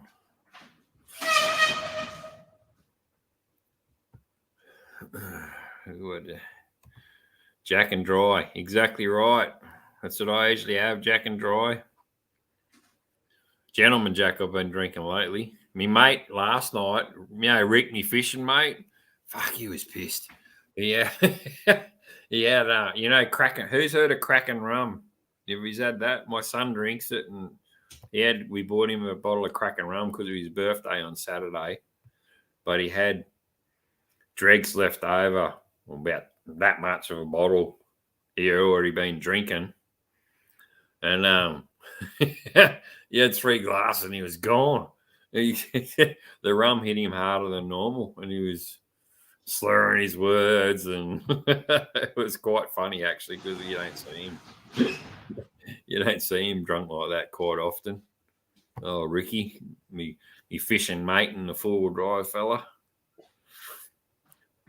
Kraken rum, exactly. Kraken rum it's so smooth. The young fella likes the Kraken rum. And then Kraken. Oh, yeah. Kraken on. Yeah, there's a rum out there now called Spike. It's called Kraken rum. It's like a I was jug listening bottle to you. with finger holes. I've got earbuds in, right? Earbuds in, yeah. Yeah. And I was listening to you in the dunny. Yeah. So I could hear what you were saying about Kraken rum and your son, and 3 glasses knocked him on his ass. Yeah. Yeah, that Another was drink. my mate. Another drink. Mate I go fishing with, me fishing mate. Yeah. And the bottle you're saying has got the little ring hole in it. Yeah. The ring holes in it. Yeah.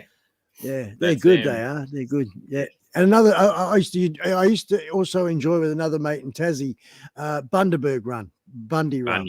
Yes. Yep. Had a bit of a phase with it as well. Carrie would say this because she's up Queensland way. Like all the Queenslanders drink Bundy rum because it's just because it's made up there. But in true fact, Kraken rum's a shitload better than fucking Bundy rum. But they'll beg to differ.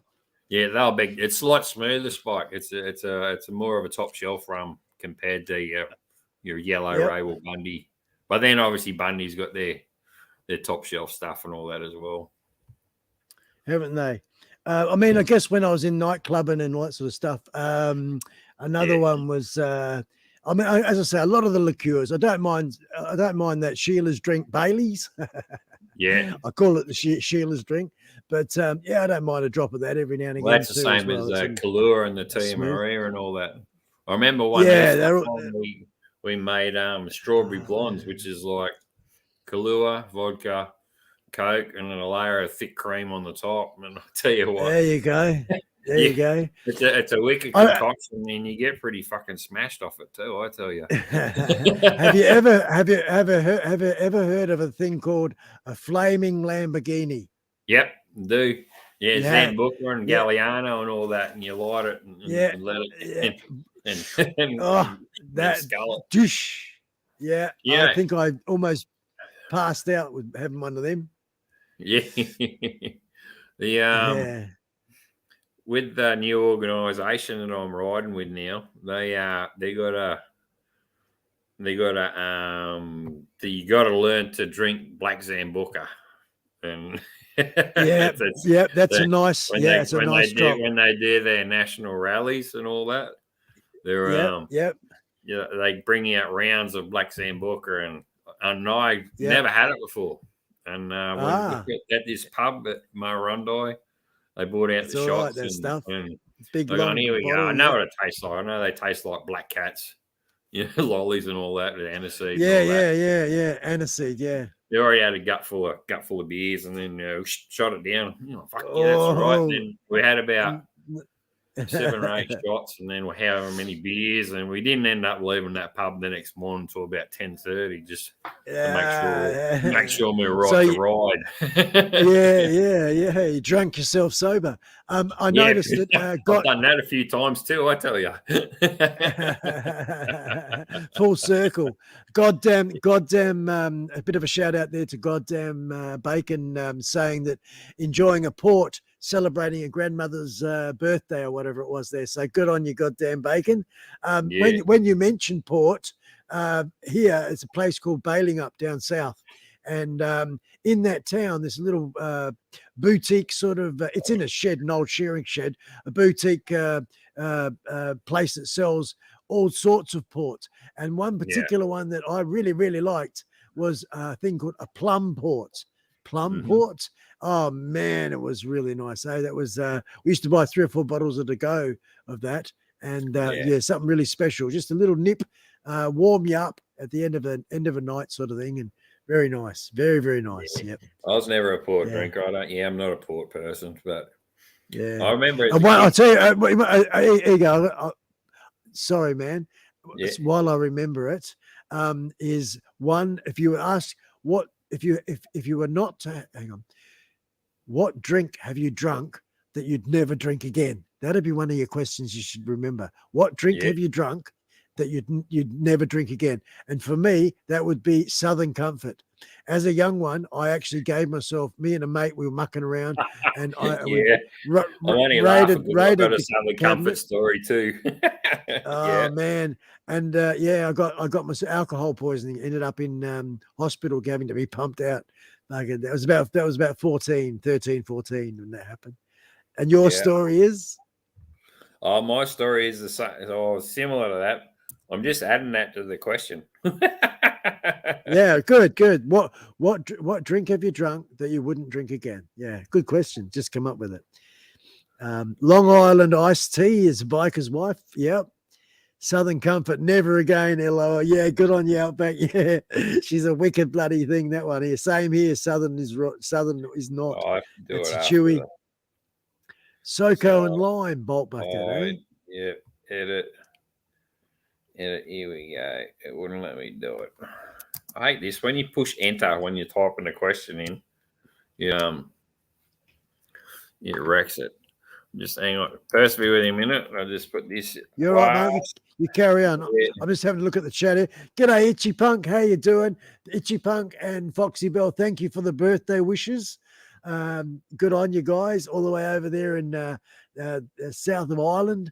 Excellent. Itchy Punk Biker. Way to go, mate. Can't even smell Southern Comfort. Otherwise, it's Carrie Ann. Tastes like rotten oranges. Yeah. I do like the Cointreau though, Carrie Ann, Cointreau. In a big balloon glass, I don't drink it anymore. But then what drink you would not have again. Yeah, I'll re-edit that question later on, but I just put it in there to remind me. That's the go. Yeah, you got the gist. Yeah, my one was Southern Comfort when I was me mate. So we're 17, 18. And like we're doing our regular thing. Oh, where are we going to drink? And we're on the North Point Ulladulla Harbour. And I bought a carton of beer. And then some of them had a bottle of Coke and JD or Jim Beam. Mainly Jim Beam was the main one they drank back then. And then one fella had Coke and Southern Comfort. And we're already fucking pissed on beer. And hang on,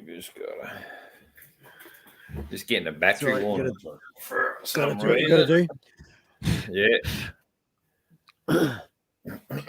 How long have we been going?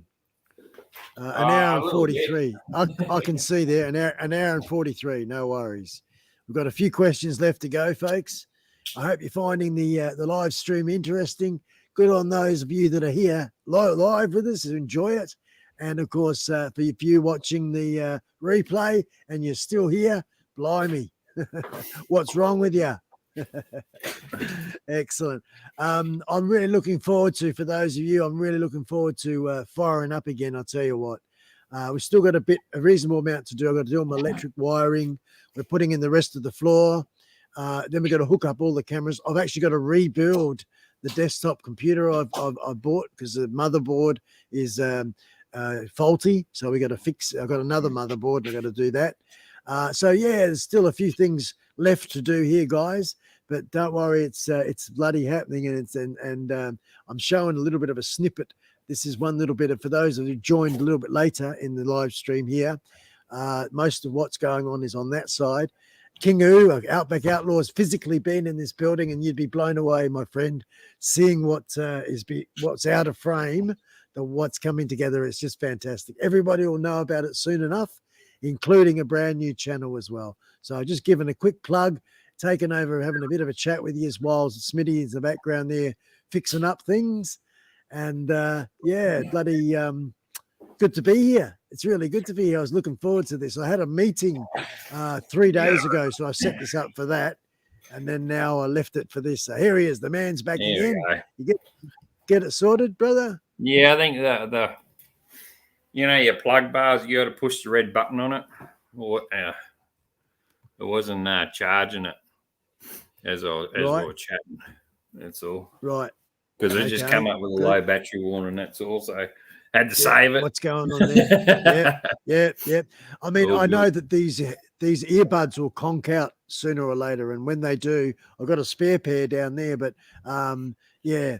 And I think dinner time for me was probably 15 minutes ago, because I said Mrs. about an hour and a half. So we'll carry on and knock these. Yeah, we're nearly there. Up to 8. We'll push through the next one. Oh yeah. No worries. Next half of that one was favorite hangover cure. Oh yeah. Favorite hangover cure. I guess water, really, my man. That's the thing I learnt. That is hydrate. And it goes away, you know. But if I was going to eat, of course, you got to have the big old bacon and egg sort of business, you know. Good old fryer. Exactly. Yeah. Bacon and eggs is a go. And I just to finish that Southern Comfort story. I was sitting there, and my mate had, I got Southern and Coke. So I would say, "What do you got?" And he got Southern and Coke. I said, "I haven't tried that. Let me have a swig." No worries. I took a big chug of it. I looked at it. Then another big chug. I drank about half of it. I give it back to him. You can fucking take that. And he goes, "Why?" He goes, "Tastes like fucking Fanta." I couldn't work it out because it was like the orange in it. It just looked. I'm looking at it. No, it's Coke. It's not Fanta.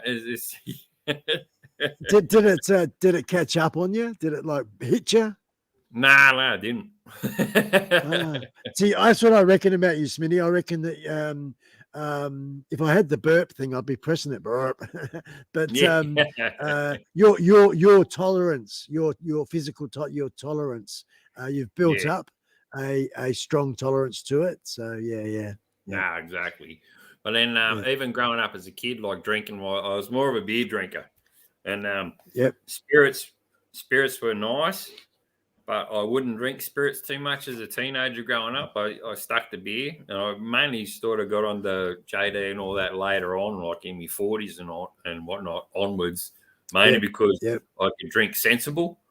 Because I made a rule to myself, like, I'm not going to go and get shit-faced on rum, JD, Jim Beam, spirits. I'm just going to drink beer because, one, they did taste too good, and I knew I'd write myself off. So I wouldn't do it. Yeah. So that's honest truth. I said, no, I'm not drinking spirits. I'm happy drinking beer. I know I'm out enough, and then I'll go home, go to sleep, go to bed, and wake up semi-fine. You know. So I sort of made a rule as myself. Yeah, growing up and all that as a kid, teenager doing that sort of things. Yeah. Steer clear of the spirits. Yeah. Exactly right. But then later on in the 40s and 30s, or late 30s to 40s, that went out the window. I said, "Nah, it's time to party." So you got stuck into it. Yeah. Right. Next question. We'll walk into it now because we're getting there and the batteries are going flat and whatnot. Yeah. Advice is number 9. It's like, advice on life. What advice would you give the 15-year-old you?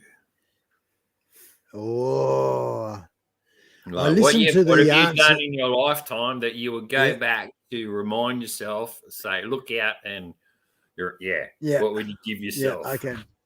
Yep. I guess my personal experience, I would say, don't smoke cigarettes. Don't get hooked on tobacco. And the other one would be, if you're going to experiment with drugs, then try, but that's it. Don't get hooked on them, because I did. And I've lost mates as well. So if I look back on myself and I give myself advice, if I could have the second chance or whatever doing that, then that would be one of them. A big one of them is I guess pretty much don't do them in the first place, because they can be a false illusion of you escape through it, and the damage that it creates. As an older person now, just turned 60, I do have how would you say, I've fried some parts of my brain that makes life today a little bit harder, because when you're 20, in your 20s and that and whatnot, you're freaking 10 foot tall and Superman. You don't think about that far down the track. Well, I can tell you now, folks, that far down the track happens in the blink of an eye. Yeah. I truly, honestly, I'm 60. I just turned 60. I wear that age as a badge, not thinking that I'd ever reach it. A couple of times, I'm like a cat with 9 lives. But steer clear of the old drugs, and you're going to have a good, full, healthy life. Yep. No, exactly. That's pretty much the answer, Smitty. Oh, and the other one would be invent the internet. Hey, Invent the internet. Invent the internet. You'd be rich. Yeah. But also, I guess, it was something I watched yesterday, I think it was, and it was a little bit more philosophical, but it was about how humans put so much value on things and material, and like rich is a bank full of money, more so than a peaceful mind and a healthy body. And it's very interesting. I just want to throw that out there, because that's a little bit where I'm at, I guess, as he who still enjoys a puff of a cigarette every now and again. I honestly admire and strive and believe that to be given the extra secrets and gifts in life and wisdom of life, to try and it's sort of in the same basket as not wanting to kill for kill's sake. Same basket. Like it's just living in an authentic, true, honest, the right thing and what the right thing is to do type of life. So that's about it, really. That's about it. Yep. It's saying like, don't smoke. I was lucky enough not to get hooked to start with, because like you said, a teenager at school and whatnot, and everyone smoking, being cool and everything. I remember buying it. It's on Peter Jackson, parents, 15 or whatever, and whatnot, and ciggies. My parents don't smoke. They used to way back when I was born, before I was born, and being a truckie and whatnot. That's right. Mum didn't. Her sister did. My brothers never smoked. And right, eh? like Gary, good. My eldest brother, Gary brother, he tried, and Dad said, "Go get this packet of smokes," and fucking made him smoke it in front of him, and then he greened out, and that was it. He didn't, he didn't do it again. Yeah, that's a good way of. And myself, like I thought I'll have a go at this, just to have a go at smoking and whatnot. And then I couldn't see the jollies. Like, okay, you look cool because you're puffing on a cigarette. But I thought, I probably had a good 2 or 3 cracks at it, but I'm not saying it just like didn't grab you. Cigarettes. I probably had 1, 2, 3, probably 4 cigarettes over a weekend type of thing, and I gone, much of these, and I thought, nah, I just I could not see the jolly, and I said, no, I'm not doing it. Yeah, good on you, man. Good on you. Right. Good like on you, mate. I know some people that nicotine, it really hooks them. And the same as like your harder drugs. I know you're saying yes. like, probably try it just to try it, but don't get hooked. But I know the new ones and the hard ones, like some of them, like once you try it once, you're hooked straight away. So it is harder with the harder stuff as well. But I hear both of your reasonings and whatnot as well. That's for sure. Yeah. Yeah. So there you go. That's the advice there. The answer to that question. That's a good one. That's it. Yeah. There we go. Yeah. Next one. It's a tattoo one. Tattoos. What's your first? Tell us a story. And what's your favourite type? Black and grey? Okay, yeah. I like the black and greys. Not really into the colour. I've got a few around the place, a couple of neck jobbies. Yeah. I've got one on me heart, which is my wife's name. My very first tattoo is a stupid little $9. It cost me $9. Yeah. A little tiny tattoo up here. It's like a bluebird thing. Yeah. And because the only reason I got it was because of the price of it. Yeah. So exactly. That's there. It'll probably end up going. I'm going to put more tattoos on me when I can afford that sort of money for that sort of thing. Yeah. And I want to fill in a few spaces and bits and pieces for myself.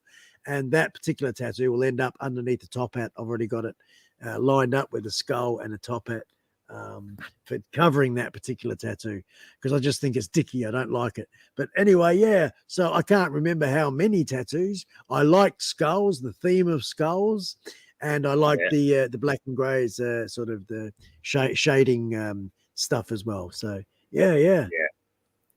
That's why I'm not really into tattoo on my face as such, although I've got them on my neck. I want to leave the face alone. Yep. Yeah. I like Chewy's answer with the live stream with him. I got a tattoo. It's on my under my foreskin. Just got to fold it back.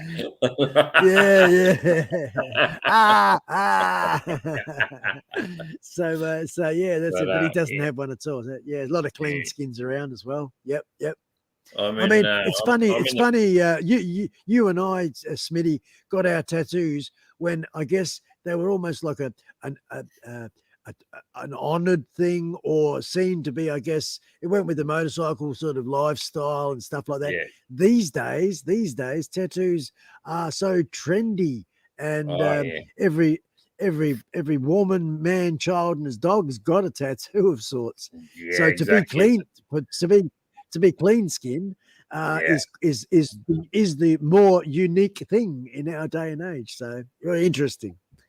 Yeah. And then also now there is a lot better, and there's a lot more really good tattoo artists out there. So yes, and some of the good ones, man. There's a lot of shit ones too. But my advice is do your homework and follow your tattooist before you do your choose and all that, which I did. Yep. I'm in the process. There's a fella down Narrabeen. I can't remember his name, but I've been following him on Instagram because I'm a Sharkies fan. I've got the logo on my chest, but I want a full shoulder down the sort of my half sleeve, but I don't want to marry it together because the inks are too different from when I got the first one to now. So I'll stop it there and be all over my shoulder blade, and it's going to be shark, skull reef, sort of, hammerhead, mako, hammerhead shark sort of type of theme. And then black and grey with just a touch of colour, like with mako being a blue mako, but mainly all black and grey. Yeah. Type thing. I mean, I do like colour as well. There's a fella, Sean Oz, SCAN Oz, OZ. Yeah. Sean Oz is a fella I follow, and he's a tattooist, and I don't mind his work, and he does a lot of colour stuff, and quite interesting. But Tree, a mate of mine, one of the Ice Bike Armies, Tree Usher, he's got some really, really good work. And I asked him, and I've got it written down on a bit of paper. I've kept it in my wallet for the next time. I said, "Who did that, man?" And he's given me the name of the tattooist. So that's another way of, as you say, do your homework first. Find somebody who is good and good reputation, because it's forever. unless you do the laser thing and get it knocked off or cover it up. So Exactly. choose wisely and go for it. That's what I say. Exactly. And of course, that's the thing. That's the thing too. Like I say, like choose wisely. And I know there's laser surgery and all that out there as well. You think, oh, I can just get it burned off, but it's twice as much to do, and it's 10 times as painful. They say, It's nothing getting the ink with a needle and ink to put it in there, but to get it out with the laser, it's 3 times as bad in multiple visits. You definitely gotta but make sure you want what you want. A little. Yeah, and you get a little bit of a scar as well. Yeah. I really like my favorite tattoos is forget her name, Tennille up Garage Inc. in Gold Coast. She's got she's got all female tattoos there, and they're all brilliant. And there's another chick, Jade, someone, she's up Harvey Bay, she's further up, and she's just as good as well. Just their praise and their realism and their highlights, and they're awesome artists. But but the thing is also, man, it cost me $3,000 to get a tattoo. Yeah, that's what I was going to say. Yeah, it's freaking. It's just about what I was about to say, Smitty. You and me are so in tune, eh? The cost of them today is just crazy. $5,000 about for a sleeve. A mate of mine went to Bali because the plane flight, the couple of weeks accommodation and food, and the tattoos all cost less than getting the same deal over here. Yeah, exactly right. Yeah, so he got the holiday included in the price, so to speak. You know. Yeah. That's it. Yeah. So why wouldn't you? You know. Exactly. Right. Yeah. We'll roll on to the next one. Next one is a semi-new question. It's a new one that I give Chewy. It's a party one. It's new question. You're going out on the town. You're gonna have your favorite pub. You're gonna hook in like a bender. You got to take 4 people with you, your choice: a past, present, an actor, family member, singer, band, your choice. Like 4 people that have passed or that you want to have a party with in a drinking sesh. They can be alive, they can be past. Just a night you reckon you're going to have a good night on the turf with 4 people. 4 people. Yeah. Well, first of all, number one, the first one that comes to mind is my really good mate who has suicided. He was my best friend. He was my best friend from school. He was a drummer. And so rest in peace, my good brother. Steve is his name. Steve. So he would be one, Steve. Yeah. The next one. It's funny you say that. Go on. Number one, mine would be my brother-in-law. Who same thing, suicided. That's my wife's brother. He was only 27 when he hung himself, and I'd like, because it's been so long now. I'd really like to get out and have a drink with him. But I'll let you go. It's funny how no worries. Like you said, we're bouncing off each other, and that's the first one I'd say too. Yeah. There you go. So that's one. Who else? Oh, I guess I don't know. Just why not comes to mind is Elvis Presley. Well, past or present. That's like Gary's got there. She's got Bon Scott. Said he'd drink us under the table. Yeah, for sure. Yeah. Who else would be good? Let's see now. Golly gosh. I'd say I'd like Amy Winehouse. She's one I'd like. Oh yeah, what a wild child that girl was. Yeah. Quite interesting as well. And I guess that's what I'd be looking for. Somebody who'd be either funny or just interesting as far as people to go with, to hang out with for a bender session at a pub. I guess I mean there's lots and lots and lots of people, lots of people, exactly. even in the chat right here right now.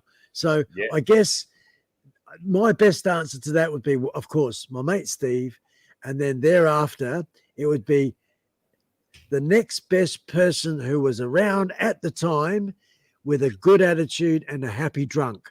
They're the criteria. Otherwise, Exactly.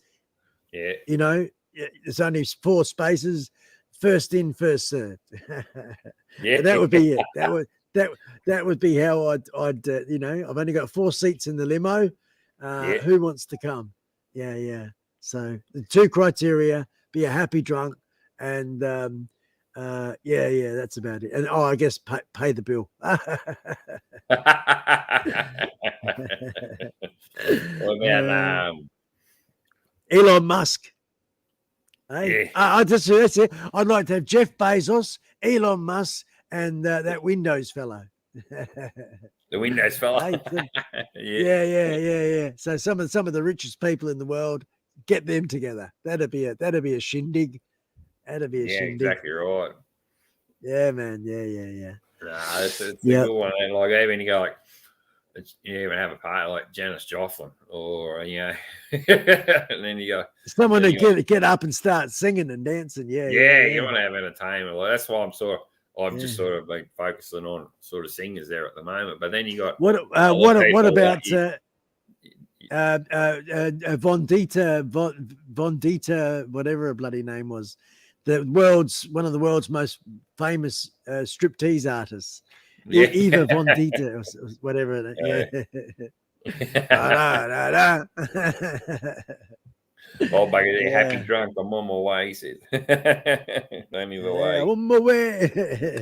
anyway, Yeah. and good I spirits, would walk bad tendencies. 5,000 Yeah, miles. exactly. Yeah. Yeah. Next one, we're up to 11. We're nearly there. There's only 2 more to go. Radio. What's the main thing to do on your bucket list?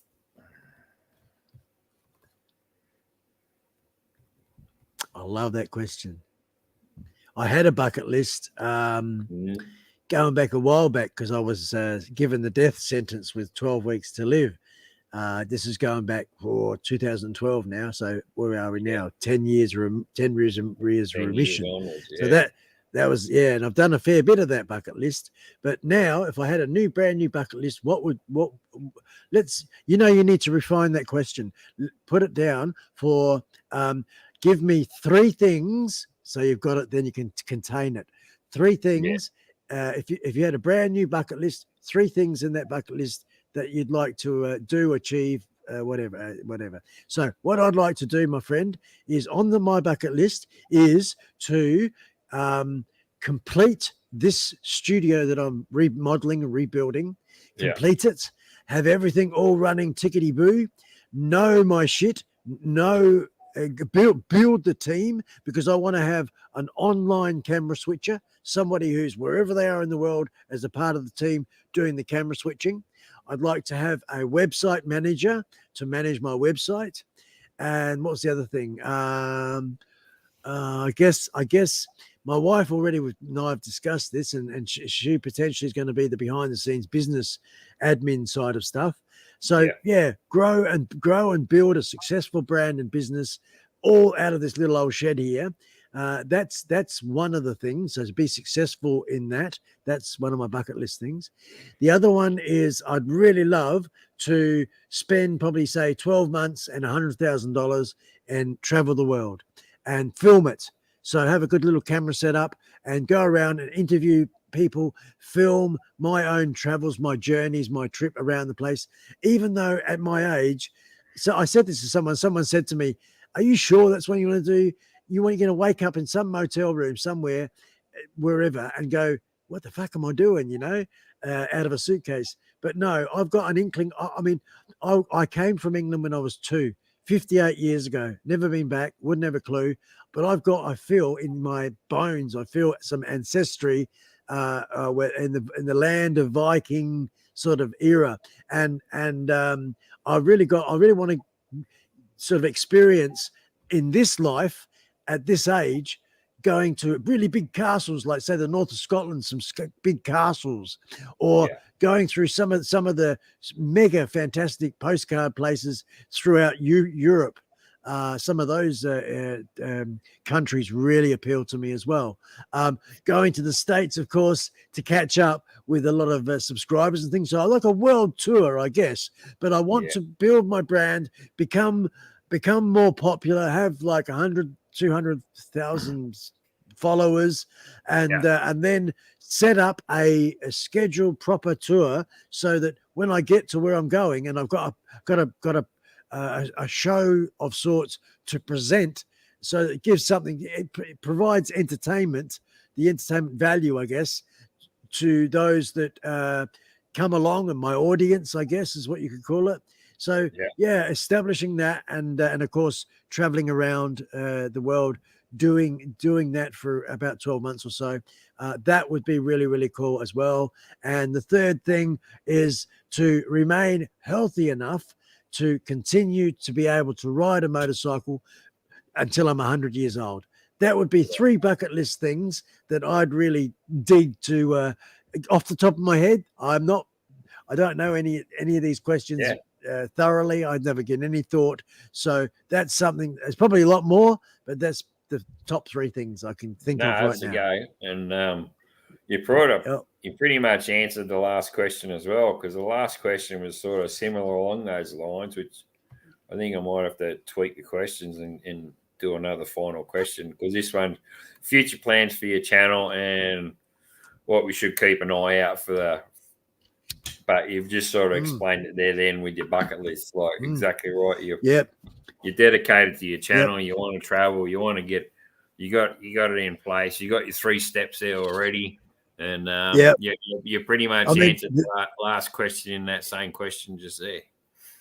In addition to that, to the last question, in addition would be establishing the second YouTube channel, which is something that I'm building a complete whole setting specifically for 100% the new channel. So I mean, it will blend in. I'm trying to maintain what you call there will be a wide shot where it will capture everything, but mostly it'll be like working in one scene, going through in one setting and then moving to another setting within frame of the composition of each camera, so that it gives an illusion of completely different places and spaces. And that's sort of a little bit what I'm doing here. But the one that's right just there I'm pointing at is everyone will see it and know it within a couple of months. I'm hoping that will be established and I'm up and running with it. And I've already got the YouTube channel, the artwork and all that sort of stuff. I just haven't activated the channel yet. So so that's in addition to the question 11 and finishing off question 12. Yeah. That's it. Yeah, that was the questions. So what was number 13? Isn't it supposed to be 13? That was the one. Yeah, the final question was future plans for your channel, and there we go. This year, and what we should keep an eye out for. When you just said you got your extra channel that you're getting it all set up, and you got your artwork. One of my hopes would be that the audience, whether it be one person or 1 million people, they tune in and they get value out of it. So much so that a level of entertainment, some enjoyment out of the effort that I put into what I'm doing. That is, I think, probably key. That the value, that they enjoy what I'm doing, I think is helps validate the effort put in, I guess, and that's that's more important to me.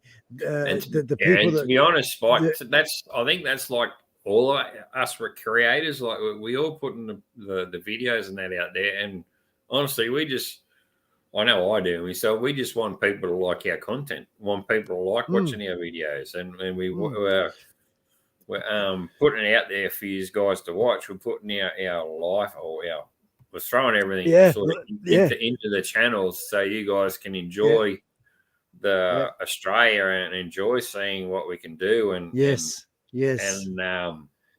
entertaining you guys with the whole YouTube, like with fishing and or live streams or your studio and photography and all that sort of stuff. And it's just sort of one more level.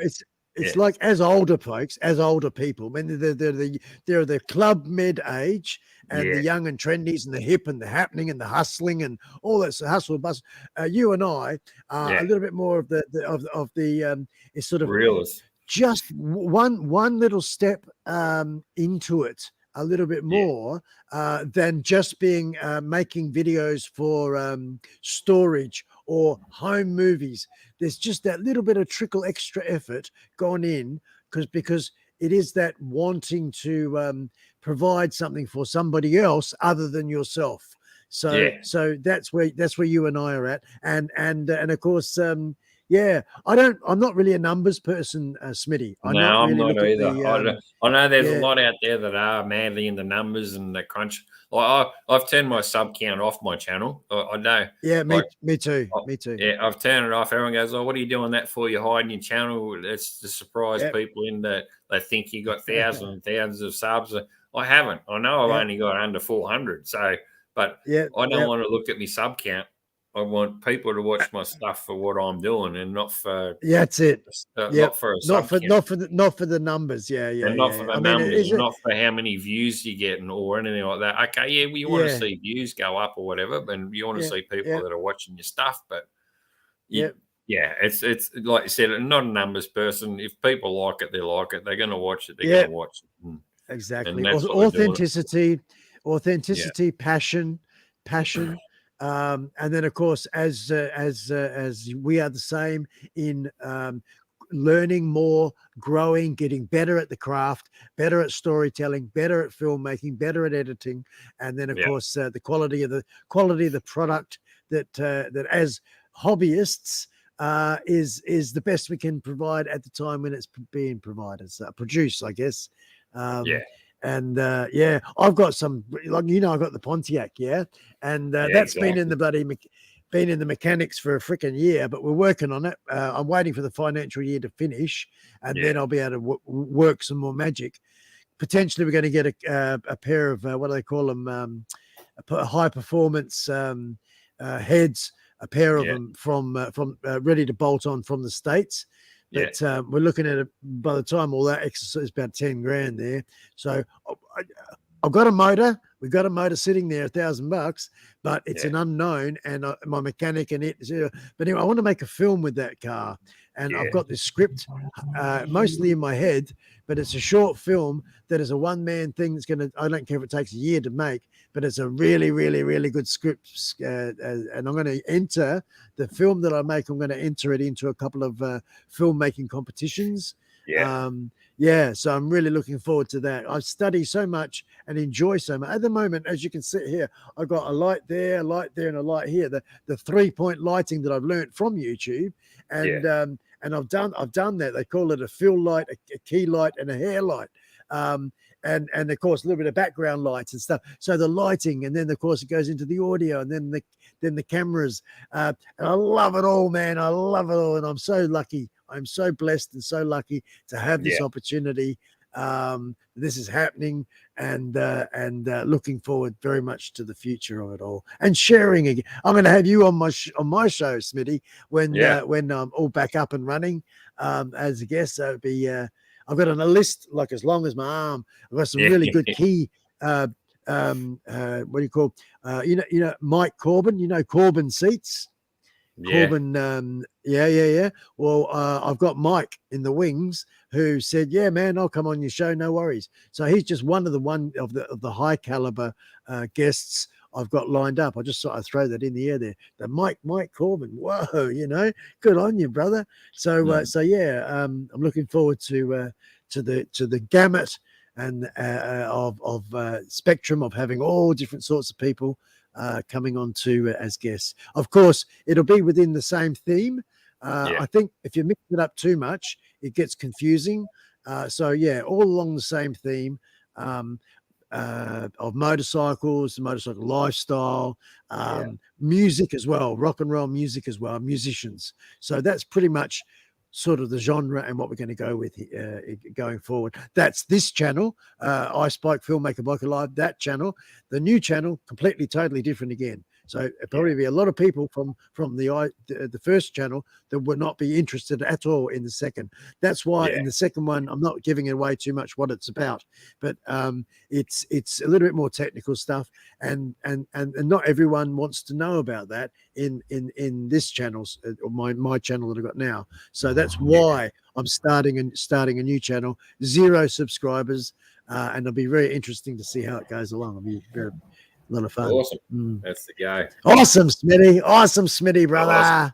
That's it. Yeah. Well, we've done the 13 questions, Spike, and you haven't had a feed, so this is a chance you can run off, have a fang, and it's I can 20 past 10 here. Eat my dinner, my chocolate cake dinner. Yeah. Not a magic cake. magic cake. Yeah, that's Magic it. Yeah. I just want to see if I've got this here. I can maybe crank it up so it's the end of your stream has got this. Yeah. Let's just a sec and tell me now if you can hear it when I turn it up.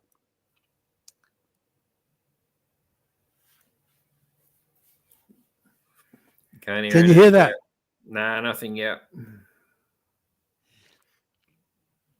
All right. So if you want to wind your folks up and allow this song to finish, then that's the end of it. I'd like to say on behalf of Ice Spike Studios, myself, Ice Spike, and Scully, fucking excellent, Smitty. Thank you very much, brother. And if you want to, and everybody in the chat, thank you. Those that are watching the live well, stream, I thank everyone in the replay. chat for hanging around. I know it's late, especially here on the East Coast and whatnot. And thanks very much for the support. Well, like Ice Spike and my channel. And have a good one. don't turn it off just yet. Hang on. Because by not just stopping just like that, then there's a little bit of something at the end of it, you see. So as people are winding down, saying see you later in the chat to each other, a couple of seconds, guys, it'll be all over. I'm not letting Smitty stop just yet. So here we go.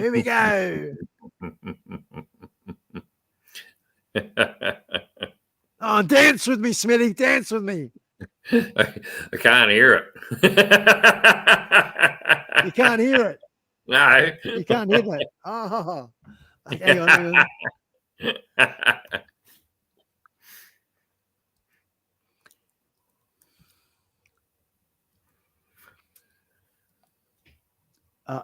on. Oh, fuck, I'm going nuts here and no one can hear it. Is that coming through now? What's going on? Where's the play button? Why can't we hear that? Oh, fuck. What's going on? There we go. So you can hear that now. Yep.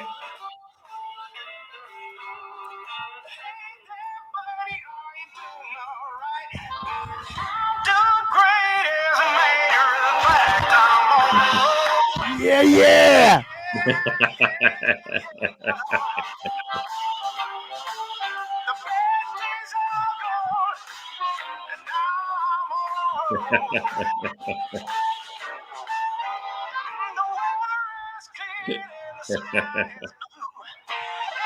Awesome.